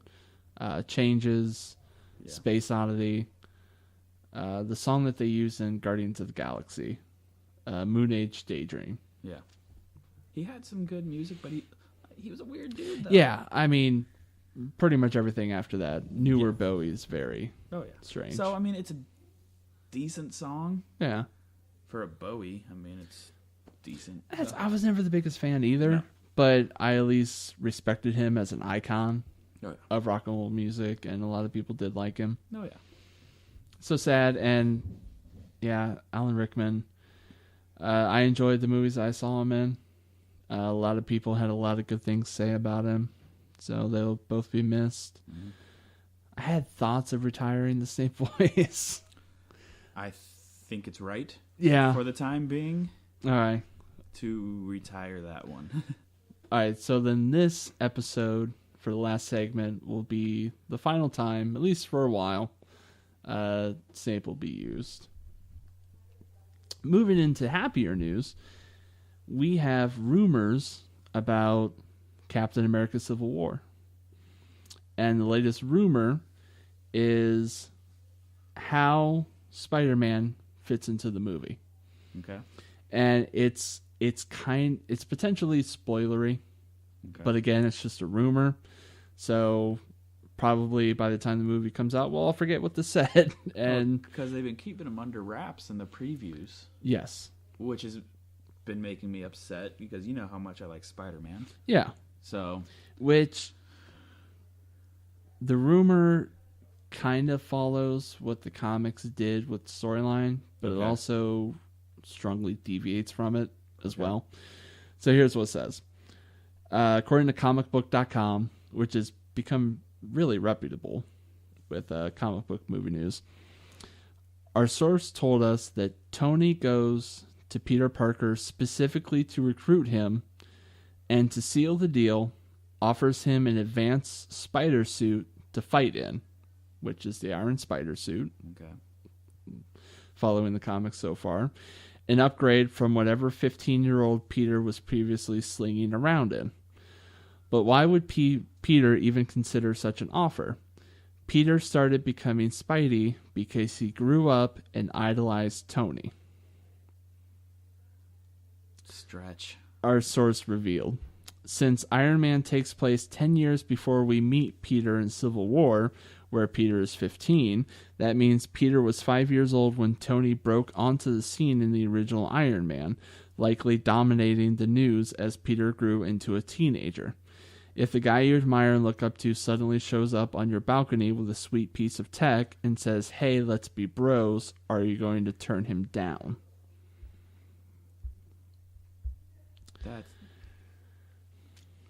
We're really walking away from the story. I think that saying that's the reason why is strong, and I'm hoping that that's just the source kind of adding their own. I could see Peter liking Tony Stark as a scientist from the scientist perspective. That makes sense. But not, I idolized Iron Man, so I'm going to fight crime. So now I'm going to go fight crime because I liked Iron Man. I could see Pete liking Tony from a science aspect. Absolutely. But that's it. I don't see anything else to that. So I think that based on this article, there's a little bit of editorializing going on. I don't think that that's actually what is happening. 15. What a young Spidey. I know. What? But that's how old he is. That's how old he... Well, I guess. I mean, initially. Right. I mean, if they're making it like he's just starting out, I mean, I guess. Yeah. I would imagine, though, if you wanted him to join the Avengers, you have to make him a little older and put more experience into him. I kind of thought so, too. Like at least an 18, maybe even a 17, like a senior in high school, maybe. Yeah. So he has more experience under his belt. Instead, it's just like, I just got my suit. Cool, you want to join the Avengers? All right, I'm there. Because it makes the Avengers seem really irresponsible. And it makes them seem desperate for this kid who's never done anything. You're like, hey, this not even adult, come fight crime with us and put your life on the line. All I know is you could climb walls and shoot webs. That's it. I don't even know who you fought yet at this time. No, I thought it was kind of an odd choice too, but maybe we'll forget all that while we're watching it because it'll be so awesome. Maybe. Is it sad though? I'm more excited for Batman versus Superman at the moment though. Well, I'm a DC guy, so I'm biased. Yeah, but I think that both will be good, but my prediction is that Batman versus Superman will come under expectations, and I think that Civil War might exceed. Because the trailers for Batman vs. Superman got me very hyped. Very, very hyped. But they also gave away a lot, too. They did. So I think that what the actual movie turns out to be will be a little less than what I'm anticipating right now. Right. And the trailer for Civil War, I was kind of like, oh, well, that didn't really seems what I expected. Away. Yeah. So I think that what the actual movie for that will actually exceed what I'm expecting. Right. I don't know. Either way, I'll be right there. Oh my God, yeah. See 'em. I mean, it's a fantastic time. Oh yeah. And even just a couple months after, we'll have seen the Deadpool movie. Oh yeah. Keeping with Spidey, and again, I chose the Spidey news because of you, knowing that he's one of your favorite Marvel characters. Him and Daredevil. So excited for Daredevil season 2, though. Oh my God. The trailers for that are amazing. Have you finished the first season? I am like one episode away from finishing that first season. The final fight. That's all you got to know. Okay. Like you finally get that showdown that you've been waiting all season for, and it's so good. All right. Oh, it's so good. I just really want someone to leak a teaser of what Punisher looks like. Yeah. I want someone just to leak something to me. No, I would like the same. Because he kind of seems like he kind of seems like one of those open carry nuts that you hear about on the news, walking around downtown streets with an AK-47 strapped to his back. With a skull on his chest? That's kind of what he sounds like and looks like so far. I was always a fan of Punisher, though. Yeah. Because he was just his own guy. Mm-hmm. Didn't have to wear a mask. He just had a skull on his t-shirt, went around with guns ablazing. Yeah. Took matters into his own hands. That's what it was. No, I was always kind of intrigued by him as well. And, oh my God, why won't this link work? Technical difficulties. Yeah. All right, well, I'm sure you've probably seen it by now. But the other bit of news that I have was that Marvel released a new piece of clothing that is a new hoodie that people are speculating is based on the new Spider-Man suit. I have not seen this. Let me see if I can pull up a quick Google picture. But it's one of those full zip-up hoodies that the hood even zips up to form the mask? No. Oh, it's just a hoodie. No, it's not even... Yeah, it's not that much. I could kind of see why people would think that. But then again, it kind of counteracts the news reports that were saying that they're going with the most comic accurate Spider-Man suit to date. Right. Because the webbing design is really kind of weird on it. I mean, it's kind of cool, but it's definitely very weird. I think this is the one. Yeah. So there we go. Come on, man.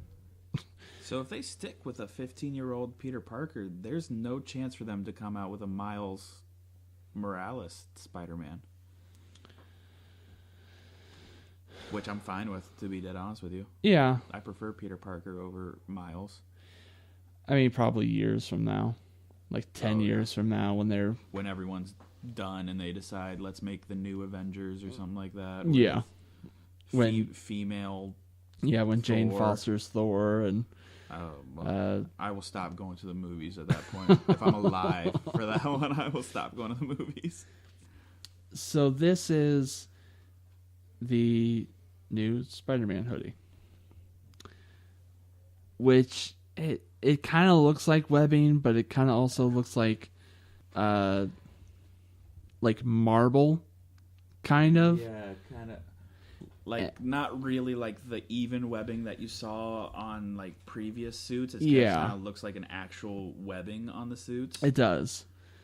It's not bad regardless. No, color-wise and kind of the way that the red is on top of the blue kind of reminds me of the Amazing Spider-Man costume. But, yeah, it definitely isn't traditional.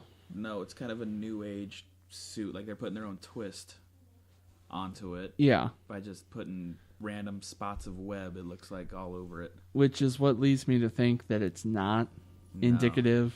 Because from what I heard, they were going with the old classic Spider-Man look. Where it was almost like he had no webbing really at all on his suit. It was just a pure red with the Spider-Man logo on the front and the big Spider-Man logo on the back. The fat one, yeah. Yeah, and it was just pure blue and pure red.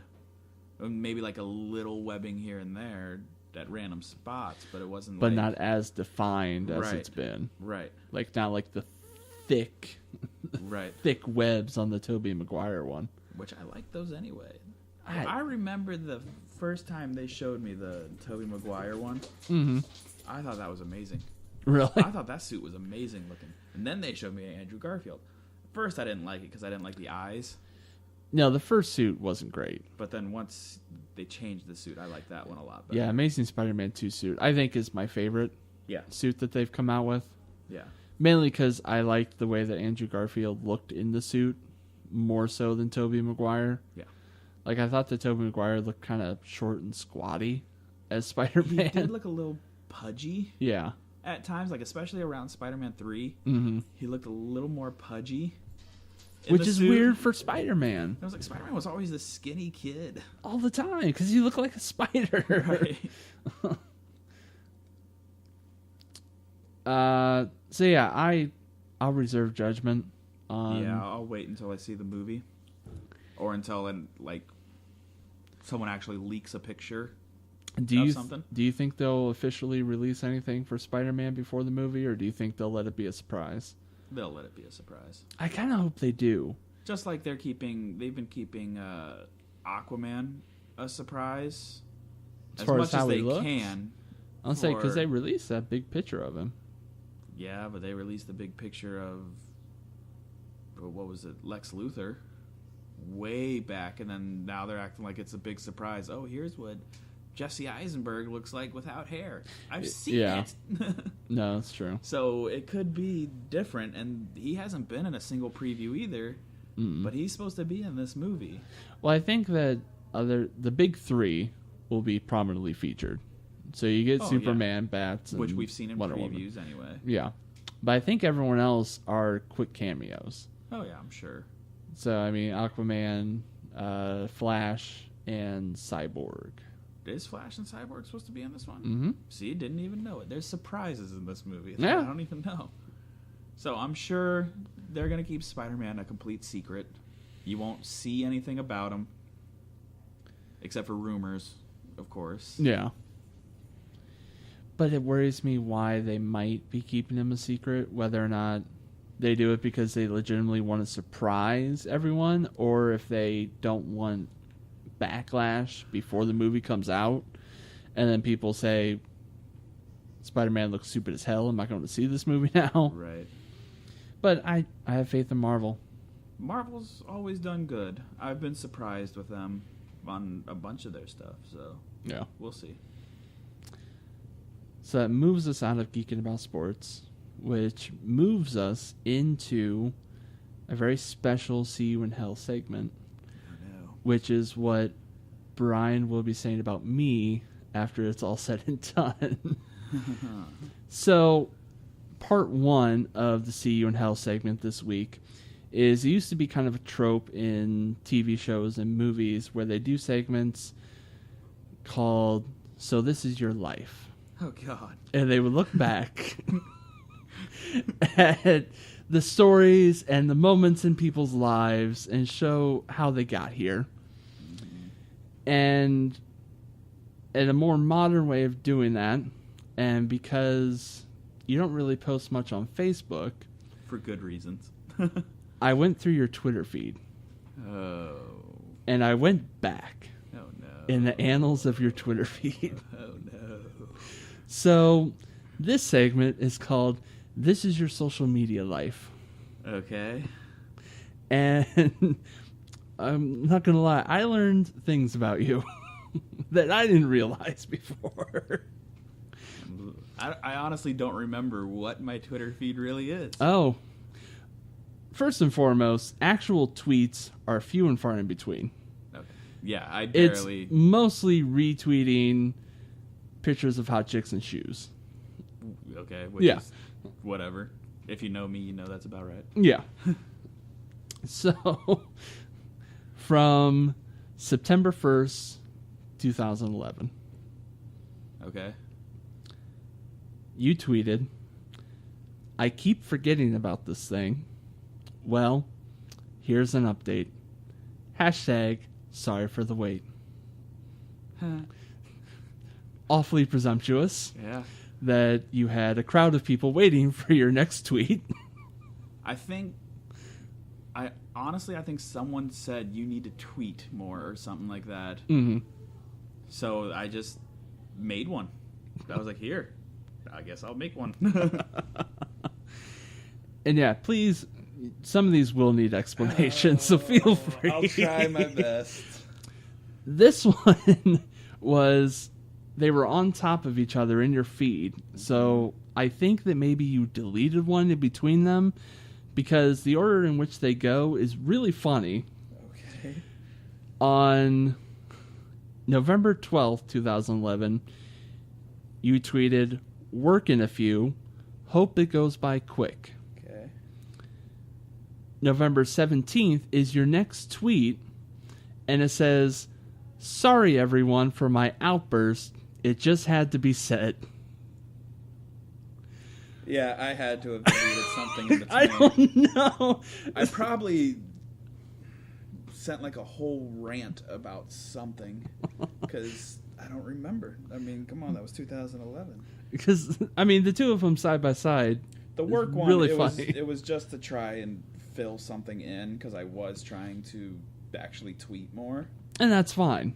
But then, yes, there maybe was something in between I ranted about and then deleted, or I don't know. I choose to believe that you were talking about that tweet. You're like, "Whoa, sorry guys." Well, yeah, that's what I was talking about then. I didn't mean to have an outburst like that. I didn't mean to tell you that I hope work went by fast. Which moves us on to November 21st, 2011. It's not creeping if you're giving someone a compliment. I remember that one. It was someone I worked with back at Dick's Sporting Goods. Mm-hmm. She just posted a picture or something like that. And I commented and said, "You look nice in this picture." Mm-hmm. Just a simple compliment, whatever. Yeah. So then she put on Facebook or Twitter, either one, thinking I wouldn't look, and said, "What do you do when one of your coworkers is creeping on you?" So I was like, what the fuck is she talking about? Like, I'm not creeping. I'm giving you a simple compliment. So I made that tweet. More of a subtweet to her. Oh, there was a lot of subtweeting going on. Yeah, because I didn't feel like calling someone out. Let's move. Still November 28th, 2011. First part's fine. Getting those Ohio State LeBron 9 shoes today. Okay. Perfectly fine. Generic. Whatever. Yeah. Hashtag swaggerific. I don't think I put that hashtag, to be dead honest with you. Because I would not say the words swaggerific. So I'm going to be completely honest with you. I don't think I put swaggerific down. No. That might have been the one upstairs who put swaggerific. So you didn't type that tweet at all? I probably typed the first part of it. Uh-huh. But I never know what hashtags to put. Uh-huh. So I probably asked or just handed the phone at that point. Because back then I handed my phone over because I trusted people. And she probably put swaggerific. Hashtag swaggerific. Hashtag Buckeye Nation. Yeah. Swaggerific, that's not in my vocabulary. I don't think I'd say that. But all right, well, Buckeye Nation, sure. Because it's your birthday, I'll let you slide with that one. Yeah, we'll accept that excuse right now. Now, I want to know if you're quoting someone or if this is actually you, because it's probably one of the deeper tweets that you have on here. Probably a quote then. January 24th, 2012. Mm-hmm. What we do in life echoes in eternity. Quote. That's a LeBron James quote. LeBron James quote. It was. I think I looked at one of my pairs of shoes, mm-hmm. and I noticed on the front of the shoes he has it etched in. So there we go. Don't judge me, man. I was hoping that it was like Gandhi or something. Nope. You're like, nope. LeBron shoe quote. LeBron shoe quote. That's what you based your entire life around. Whatever shoes say. Like my next quote is going to be Air. Air Force One. Nope. Bryan breathe left. Not even Air Force One. It's just going to be Air. So deep. February 12th, 2012. Is it we fell in love in a hopeless place or homeless place? She looks like she is homeless. I'm trying to... Now... Wow.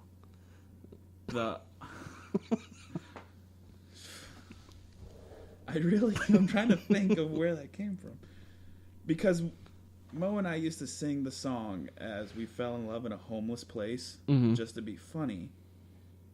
But then why would I say because she looks homeless? Maybe because in the music video she looks homeless? I don't know. I can't remember the music video. But whatever. All right, that's how we used to sing the song. Nice observation. Mess it up, but whatever. I'm really hoping that this one's a quote. Because if it's not, I might have to end this podcast altogether. Burn it to the ground. When I feel it, I do it. That's a quote. Hashtag just go with it. Yeah. It's a quote from that movie. From the movie? Just go with it. Oh. The little kid just says, when I feel it, I do it. Okay. Talking about going to the restroom. Oh, okay. I remember that now. All right, I was hoping. So we got March 15th, 2012. I only chose this one because the hashtag dates it horribly. Okay. So within 2 weeks, I got a new PS3 and an Xbox with Kinect. Wow. Hashtag, in all caps, winning. What year was this? 2012. Was that about the time Charlie Sheen came Probably. about with winning? Were you, Brian? Were you winning that day? With the technology that just came out, I think I was winning. That's good. Wow. April 9th, 2012. Almost everyone I know would hate the jersey I have on right now. Let the guessing begin. Now, I am curious what jersey you were wearing that day. That everyone would hate in 2012? I saw a couple of your replies, and my best guess is that you were wearing a LeBron Heat jersey. I think you're right. Because I think you said something about the Cavs one, and then somebody mentioned his high school one. You know what? Then it was. It was LeBron Heat jersey. Mm-hmm. Yeah, because then I think how the replies went was I pretty much I think I said all I need is his high school one or something like that. I think you were talking to Gamble. No, oh, because he has the high school one. Yeah. And he hates LeBron. So either way, the one I was wearing was a Heat LeBron. Heat LeBron. Yeah. So it's topical time. Yep. January 19th, 2012. Hey, day after my birthday. Or fucking July. What the Sorry, heck, not man? January. Learn yeah, to read. I know. It's really tiny. That's what she said. Hopefully not. I hope the girl in this theater trips and smacks her face on the step and can't see the movie. Hashtag sorry, not sorry. Wow. Any recollection of who this girl was, what she was doing, or even what movie you were seeing? Nope. I really... She had to be doing something to piss me off, though. You know what? I don't remember the movie. Uh-huh. I don't remember who... She was someone I didn't know. I figured. I think it was... Like, this girl just kept running up and down the steps of the movie theater. And it was like... And we were off to the side. We weren't in the middle. Like, it was a packed theater. We were off to the side. Yeah. And she just kept running up and down the steps, like, to go get popcorn. Mm-hmm. Then to go get this. Then to go get this. And then to go get this. And I was just annoyed. To the point where I was like, I hope she just falls and chips her 2 front teeth. And... Oh, so her having to leave because of chipping her teeth. See, the way I read it was that you hope that she went blind from hitting the step, and then she couldn't see the movie anymore. Yeah, I don't know. That makes sense. August 9th, 2012. Either you decided against it or you got a resounding no for this. But you said, should I get my ears pierced? People said I should, but work wouldn't allow me to. Ah. So I did not do it. Fair enough. December 23rd, 2012. Since when is it bad to call someone a liar? Hashtag SMH. Was I fighting with somebody? I must have been fighting with somebody. I want to know what you were like. I just called you a liar. Why are you so pissed off? I really could not tell you. I mean, apparently I was fighting with somebody. Apparently. And I think because I called them out for lying, they then made it like I was the bad guy for calling them out for lying. So then the tweet was, since when is it bad to call someone a liar? To call someone a liar. But really you called them out. When they're the ones doing the wrong in lying. Okay. So. All right. Don't remember who I was fighting with. Probably the one upstairs. And I know you're listening or going to be listening. So. Oh, yeah. There's a lot of those tweets that I chose not to include. Thank you. January 9th, 2013. Really want to hear the excuse for this one. Shut up about it. The one had won, so let it go. One Direction isn't any better, so calm down and sit down. It was one of, like, we were watching an award show or something like that, and one of Mo's ex-friends was, like, this huge One Direction fan. And after, like, every category that One Direction was nominated for, she would tweet and, like, just comment about it and be like, and if they didn't win, she would just cuss them out and things like that. So I subtweeted her. I was like, shut the hell up. Because she was getting on my nerves about it. That was a debate you needed to wade into. I needed to at that point because it was taking up my whole feed. Oh, okay. Was just her tweets one after the other of One Direction this, One Direction that. Yeah. I was like, God, shut up. We got May 20th, 2013. And I think that... So Matt got married in October 2013. So I'm trying, like, in 2013, I'm trying to place all of these in a timeline of when we met. Okay. And knew each other. So I think May of 2013 might still be before. I don't remember the exact month that we met again. Yeah. I mean, we met in high school. Yeah. When we really started, like, hanging out regularly. Yeah, I don't remember the month. I would say summer, though. For sure, was when we first. So this might have been just before. Right. Okay. Now, these next two go together. And I don't know if it's just you or the general feeling you have about stores. Okay. But in May 20th, you said everyone's on edge at Giant Eagle. And then in August 30th, you said it is hostile at PetSmart today. Yeah, there might have been some customers or something in the store that just amazed me. I'm pretty sure like, their attitude, maybe, or whatever. And June 21st, 2013, which is funny in hindsight now. No longer hashtag Team iPhone. I am now hashtag Team Galaxy. And then I found out it was bad. The grass isn't greener on the other side. So now what phone do you have now, Brian? Shut the hell up. Man, fuck you, iPhone.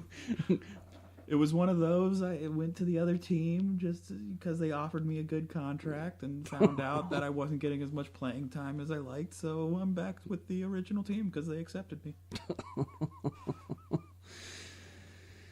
That's all I got. Those are the only... Thank God. I say, Facebook, you really didn't post anything? Because I try not to. The only reason I really have a Facebook is because family. Yeah. If they didn't have Facebook or post anything that I really needed to read, then I probably just wouldn't even have one. Say, I think the only one I could have possibly pulled was back in 2007, and literally all you said was, is Superman. Couldn't tell you anything about that one. So now part 2 of the segment is I took to social media, Twitter and Facebook, and asked for people to send in birthday wishes and questions for you. 0 wishes. Yeah, thanks a lot, people. Mostly questions. And honestly, up until I prodded for something a little more juicy, they were all pretty tame. Yeah. So, I mean, they weren't that bad to you. So, to tie in with the celebrity impersonations and the retire the voice, I will read the questions to you as Professor Snape. Okay. First one is from your lovely fiance Mo on Twitter. And she asked, what is his favorite birthday tradition? I don't have a birthday tradition. I mean, examples are cake, going out to eat, etc. The only tradition I honestly have had was go out to eat with family. Other than that, I mean, before it used to be I would celebrate it with my grandpa and we would share the same cake. Oh, really? And we would, because his birthday is the 16th and mine's the 18th, so we would just celebrate together. Oh, that's cool. Other than that, though, I didn't really have any traditions. So that was a good one, though. Yeah. My wife, Jane and Mo asked a couple of them. They should have only been allowed to ask one. Yeah.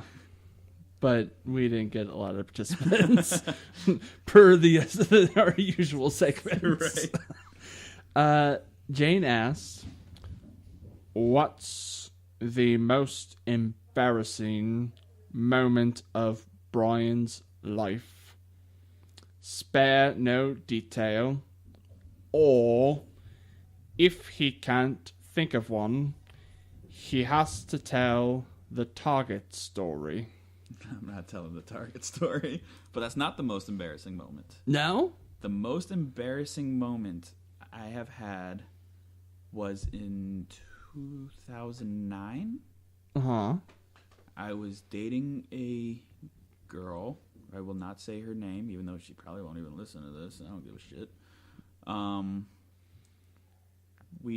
was driving her home. She lived in Massillon. Don't worry, she wasn't a tiger or anything like that. She went to Central Catholic. And we decided to stop at the park. It was dark out. I honestly think it was right after a McKinley Massillon game. Because I remember I had on my McKinley jersey. We stopped at the park, got in the back seat of the car, and things were getting hot and heavy in the back seat of the car. Yeah. Until we saw a spotlight. Oh, no. And, of course, I couldn't make out the spotlight at first. So I panicked, and I pulled up my pants and tried to pretend nothing was happening. But the fact still remained, I was sitting in the back seat, and no one was in the front seat. This isn't how you drive the car. To find out, it was a Jackson cop. Oh. Now, I got out of the car, and he said I was just going out here to run my dog. He had a canine in the back. And he goes, what are you guys doing here? And I said, just hanging out. Like, I'm not gonna... Literally a few seconds ago. So, and he actually was surprisingly well about it. Like, he understood. Yeah. He was like, all right, well, go back to Canton, go home, and just get out of here. Yeah. I said, cool. I got in the front seat. She got back in the front seat, and we started driving. That's not the end of the story. Oh, no. I'm driving. What a twist. I'm driving, and I have my hand on the steering wheel, of course, because that's how you drive, hopefully. Yeah. And I look at my hand, and there's red on it. Oh, fuck. And I'm looking around like, am I bleeding? And then I realized, and then she says in the seat beside me, "Oh no, I started my period."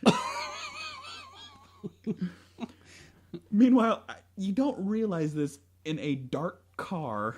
Yeah. Where it's dark outside. You were finger banging her in the back seat of the car, and you went down on her. Oh no. Exactly. Oh. Because then after she said, "Oh no, I started my period," I looked at my hands. They were covered. And then I turned on the car light and I looked. I had some red. Oh. I pulled over to the nearest building, which was like a Huntington Bank or something like that. Got out and I threw up in the bushes. I threw up. That was the most embarrassing thing. Wow. Ever. Yeah, fuck the Target story. Yeah. That wins. Wow. Yeah. Yeah. Ugh. Needed a tampon for your stomach. Yeah, I wasn't happy with her after that. I know. She didn't understand why. She goes, "It's not my fault. I didn't know I started." I'm like, how do you not know? Yeah, I would think you would kind of feel it at some point. I just thought she was wet. All right, somebody's ready. I'm like, this one's excited. Just to find out, that wasn't it. Oh. Yeah, so that's the most embarrassing. So, oh no, I don't know. So you didn't do anything after the cop left, right? No, took her home. So which means that the cop would have looked at you. And I'm not sure because it was dark and he didn't have his light on me. Because, I mean, like I said, it was all over my hands. And I was standing right in front of him. Uh-huh. So he didn't say anything. And I don't think so I don't know. Well, so which either means that, he didn't notice, or he did notice he was and didn't want to so say much anything. cooler than you gave him credit for, or the worst cop ever because he sees you with blood-covered hands. And just says, "Get out of here. Go back to Canton." Move along now. He honestly said, "Go back to Canton." And I'm like, okay. What? You murder that girl on your own side. Don't you bring it to here. Don't you dare bring it This is Jackson. We're a clean town. I'm not responsible for this one.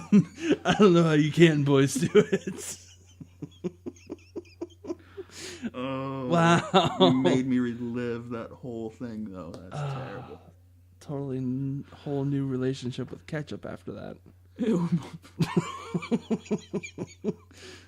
Be extra careful when you go to finger bang your lady in a dark place. It's just sitting there at a cookout, just hot dog on the bun, ketchup in hand, just can't do it, man. Woo! You're right. I don't know how it's on top of that. Yeah. Second question from Mo. What is Bryan's favorite birthday? Is that the question? That's it. What's my favorite birthday?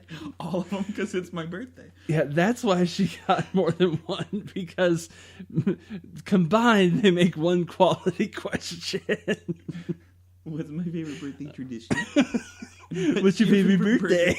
And then the next one's going to be, what's your favorite? I honestly can't answer that because I don't. What's my favorite birthday? You know, my birthday. That's my favorite birthday.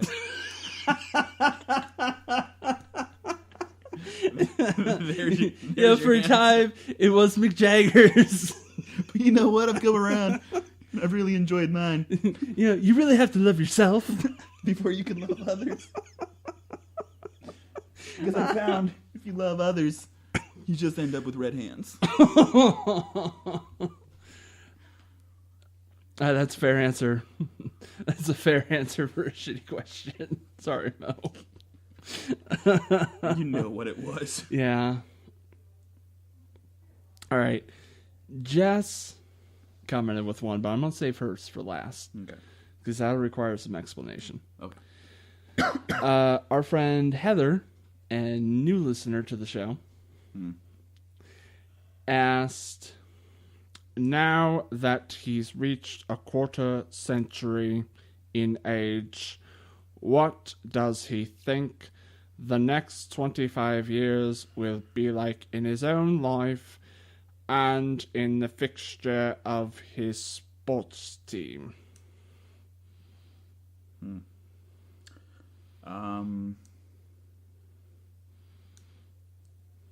Hopefully the Bengals will continue to move up. Mm-hmm. The Panthers will stay as they are. Mm-hmm. The Reds will suck for a few years because they're doing a rebuilding phase. Let's maybe wait for the end of the NFL season to ask for the Panthers to stay how they are.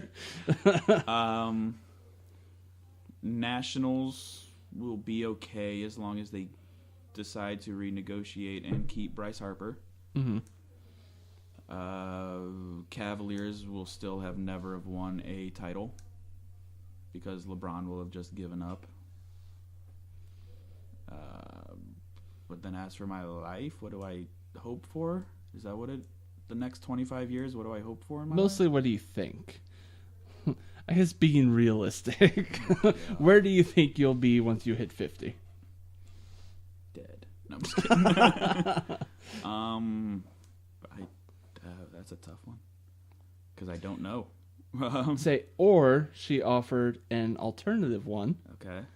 Which is, what sexual favors do you expect as part of your kinky birthday ritual from your fiancé? Jeez, I don't. Of course, you need some head. Mm-hmm. That's always a birthday ritual. I mean, for some, that's all they get is birthday ritual head, Frank. But let's see.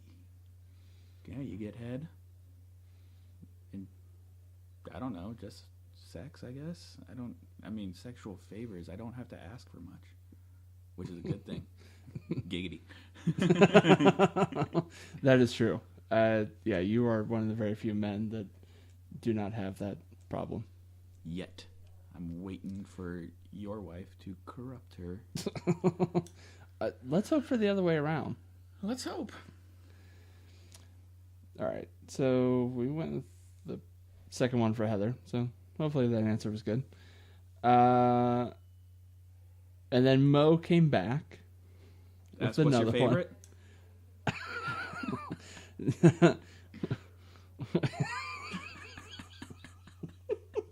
It's what's your favorite, isn't it? What is the most embarrassing / weird sexual encounter that's happened to you? Well, I think we may have covered it. Covered it, but I have a second. Uh-huh. It was when I was living in Kent State. Mm-hmm. Or on Kent State. I don't know how that works. How do you word that? On Kent State or in Kent State? On campus. On campus at Kent State. Was talking, not really talking. I thought I was just friends. You miming? Huh? You said I was talking, but not really talking. I was like, are you miming? You know how the new phrase is you were talking to a girl, like you were talking about potentially being more than just friends. Yeah. Well, I thought I was just friends with this one girl who was in my athletic training classes. Yeah. Hung out with her in her dorm every once in a while. We'd just hang out, watch TV, or just do whatever. Yeah. Nothing fancy. We didn't put on bow ties and ball gowns. If you know what I mean. But then, just one day, one thing led to another, and we did it. But the thing is, we had to be super quiet because she had, like, her roommate, like, the way her dorm was there was, like, one long living room, and there was a bedroom in the back, then, like, a little wall, and then another bedroom. Okay. There was, like, a thin enough wall that you're going to hear everything. Yeah. So we had to be super quiet because her roommate had to wake up early for class. Well, so did we. We had a 7:30 class for athletic training. Yeah. So we're in the middle of actually doing this, and you just hear, "Shut up! Shut up!" Was Napoleon Dynamite her roommate? That's what it seemed like through the wall, because that's all you can hear. Shut up! And it was just awkward because she didn't know what we were doing, actually. Yeah. She thought we were just in there watching a movie and hanging out. So... But she got pissy over that. Right. And that's not even the weirdest part. The weirdest part was we had to be so quiet that the girls, like, pleasure, she didn't, like, make sounds because she was trying to be quiet. Her body flailed as if she was having a seizure under me. It was weird. Like, her body would just shake like a fish out of water. just flopping underneath. That's pretty much. And she wouldn't, because she couldn't make a sound. I think she was, like, trying to, like, trap them in. Like, you know how you try and, like, trap a sneeze in your body? I think it was like that for her. And it was just awkward. Because then I'm just looking, and it made me lose interest. This guy's boy parts were no longer big at that moment because she decided to have, like, a seizure underneath. It was weird. It was really weird when you had to hold on to her tongue as you were doing it. Well, like, stay with me, honey. Well, and the thing is, after that, we didn't talk again. Because, one, I was embarrassed because, not, like, embarrassed of her. Yeah. I was embarrassed for myself because I wasn't happy downstairs after her seizure. So I thought, like, she was upset about it or just whatever. Yeah. So I didn't talk to her. But then found out she was okay. She wasn't embarrassed or anything like that, or upset or anything like that. Mm-hmm. And she just thought I was using her for sex, and so we just never talked again. And she actually hates me to this day because she thought I just used her. And I was like, okay, well, whatever.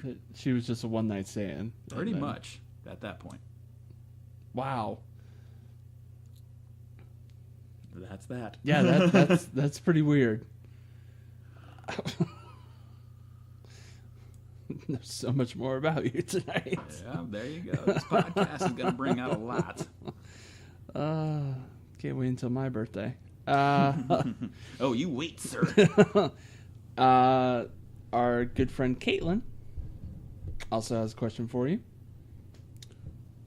What is the funniest thing he's ever witnessed in person?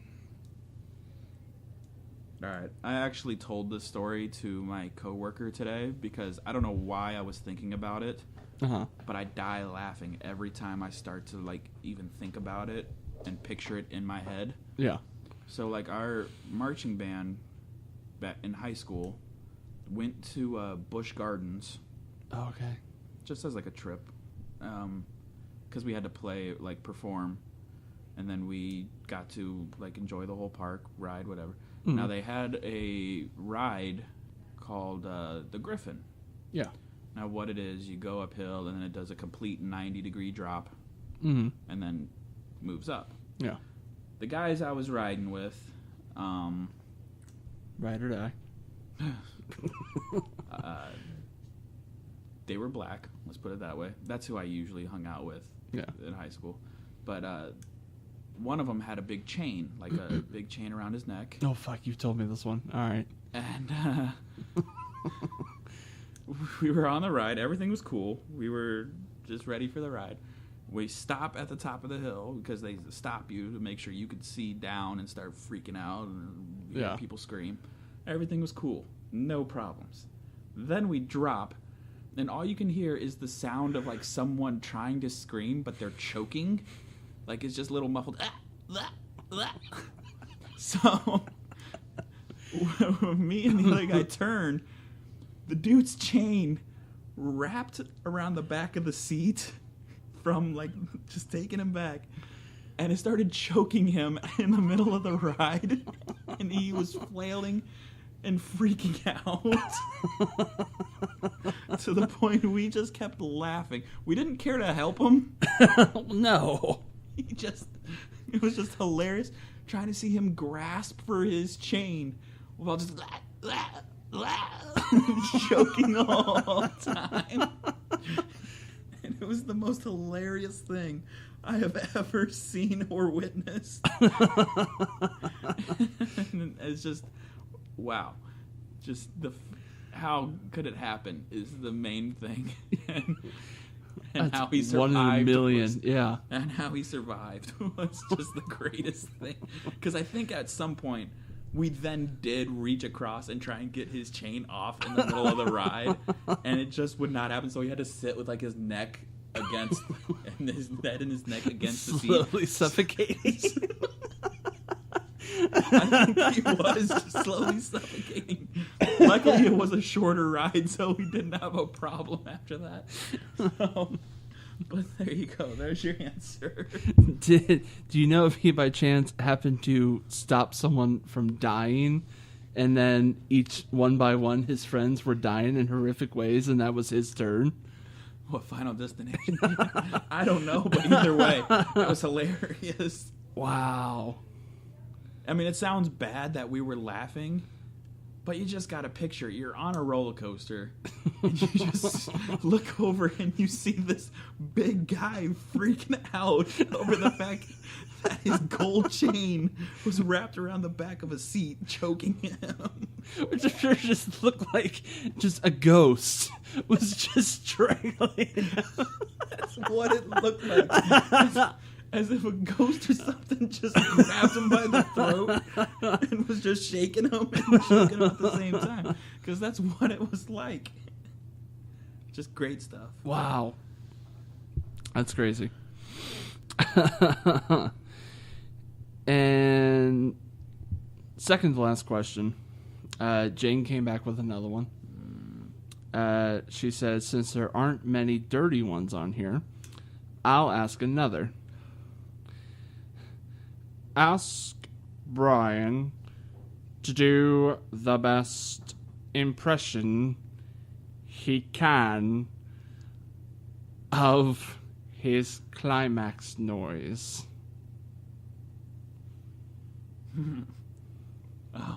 No, that's a weird one. You just kind of giggle whenever. Just giggle. Don't touch me. That's not it, but that's going to be the answer you get. That's fine. Fuck you, Jane. No, she won't listen anyways. Yeah, she'll get halfway through and just give up completely. I love you, babe. I wish I could say the same. So, to Jess's question. Okay. And I had to do some Googling to find out what these were. Okay. But her question was, would Bryan rather participate in powerballing or Charizarding? And I did need Urban Dictionary to find out what these are. Okay. So powerballing, and I mean I have to use Snape here because or else it'd just be a waste. Okay. Powerballing, when you're fucking a chick so hard your balls go in the chick's ass. Okay. the example is guy saying, dude, I was powerballing my girlfriend last night and my balls are still swollen. Great example. Charizarding, so that's powerballing. So fucking her so hard, balls getting in her ass. Okay, Charizarding. Motherfucker. Alright. When you light a girl's pubes on fire, put it out with your jizz. Then flap your arms and say, you don't have enough badges to train me.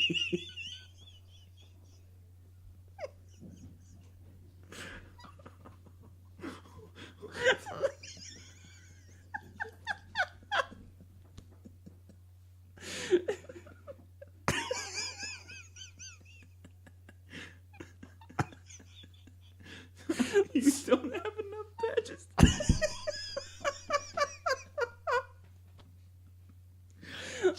Just on entertainment alone, I would do Charizard. Right. Just to get a good laugh out of it at the end. I just the visual is just Right. Like, you don't have enough badges.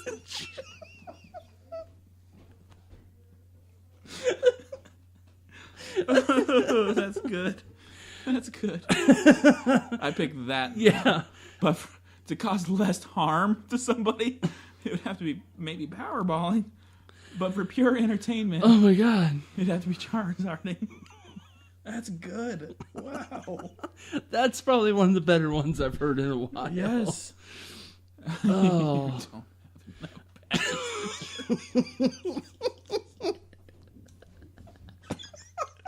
Can you just imagine looking at your significant other, just looking them in the eye and doing that and going, you don't have enough badges. Because you can't tell them ahead of time. No, you just have to surprise You it. can't warn them that in the middle of it, you're just going to set them on fire. Set their pubes on fire. And Then you gotta come quick enough to put it put it out. out before they run away. You're gonna flap. And when they scurry away from you, which they will, huddling in fear, you just look them in the eye. And you just flap your arm.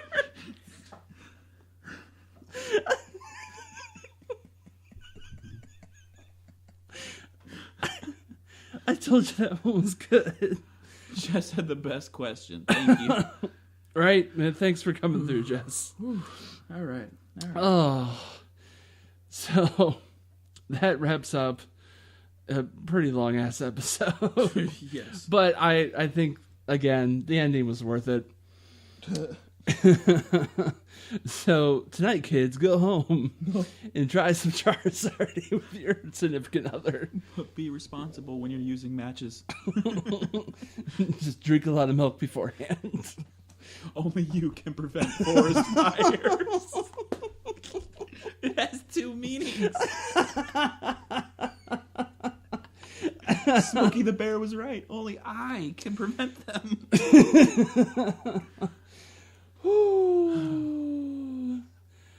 Huh. All right. Okay, moving on. So, with that lovely tribute, rest in peace, Alan Rickman.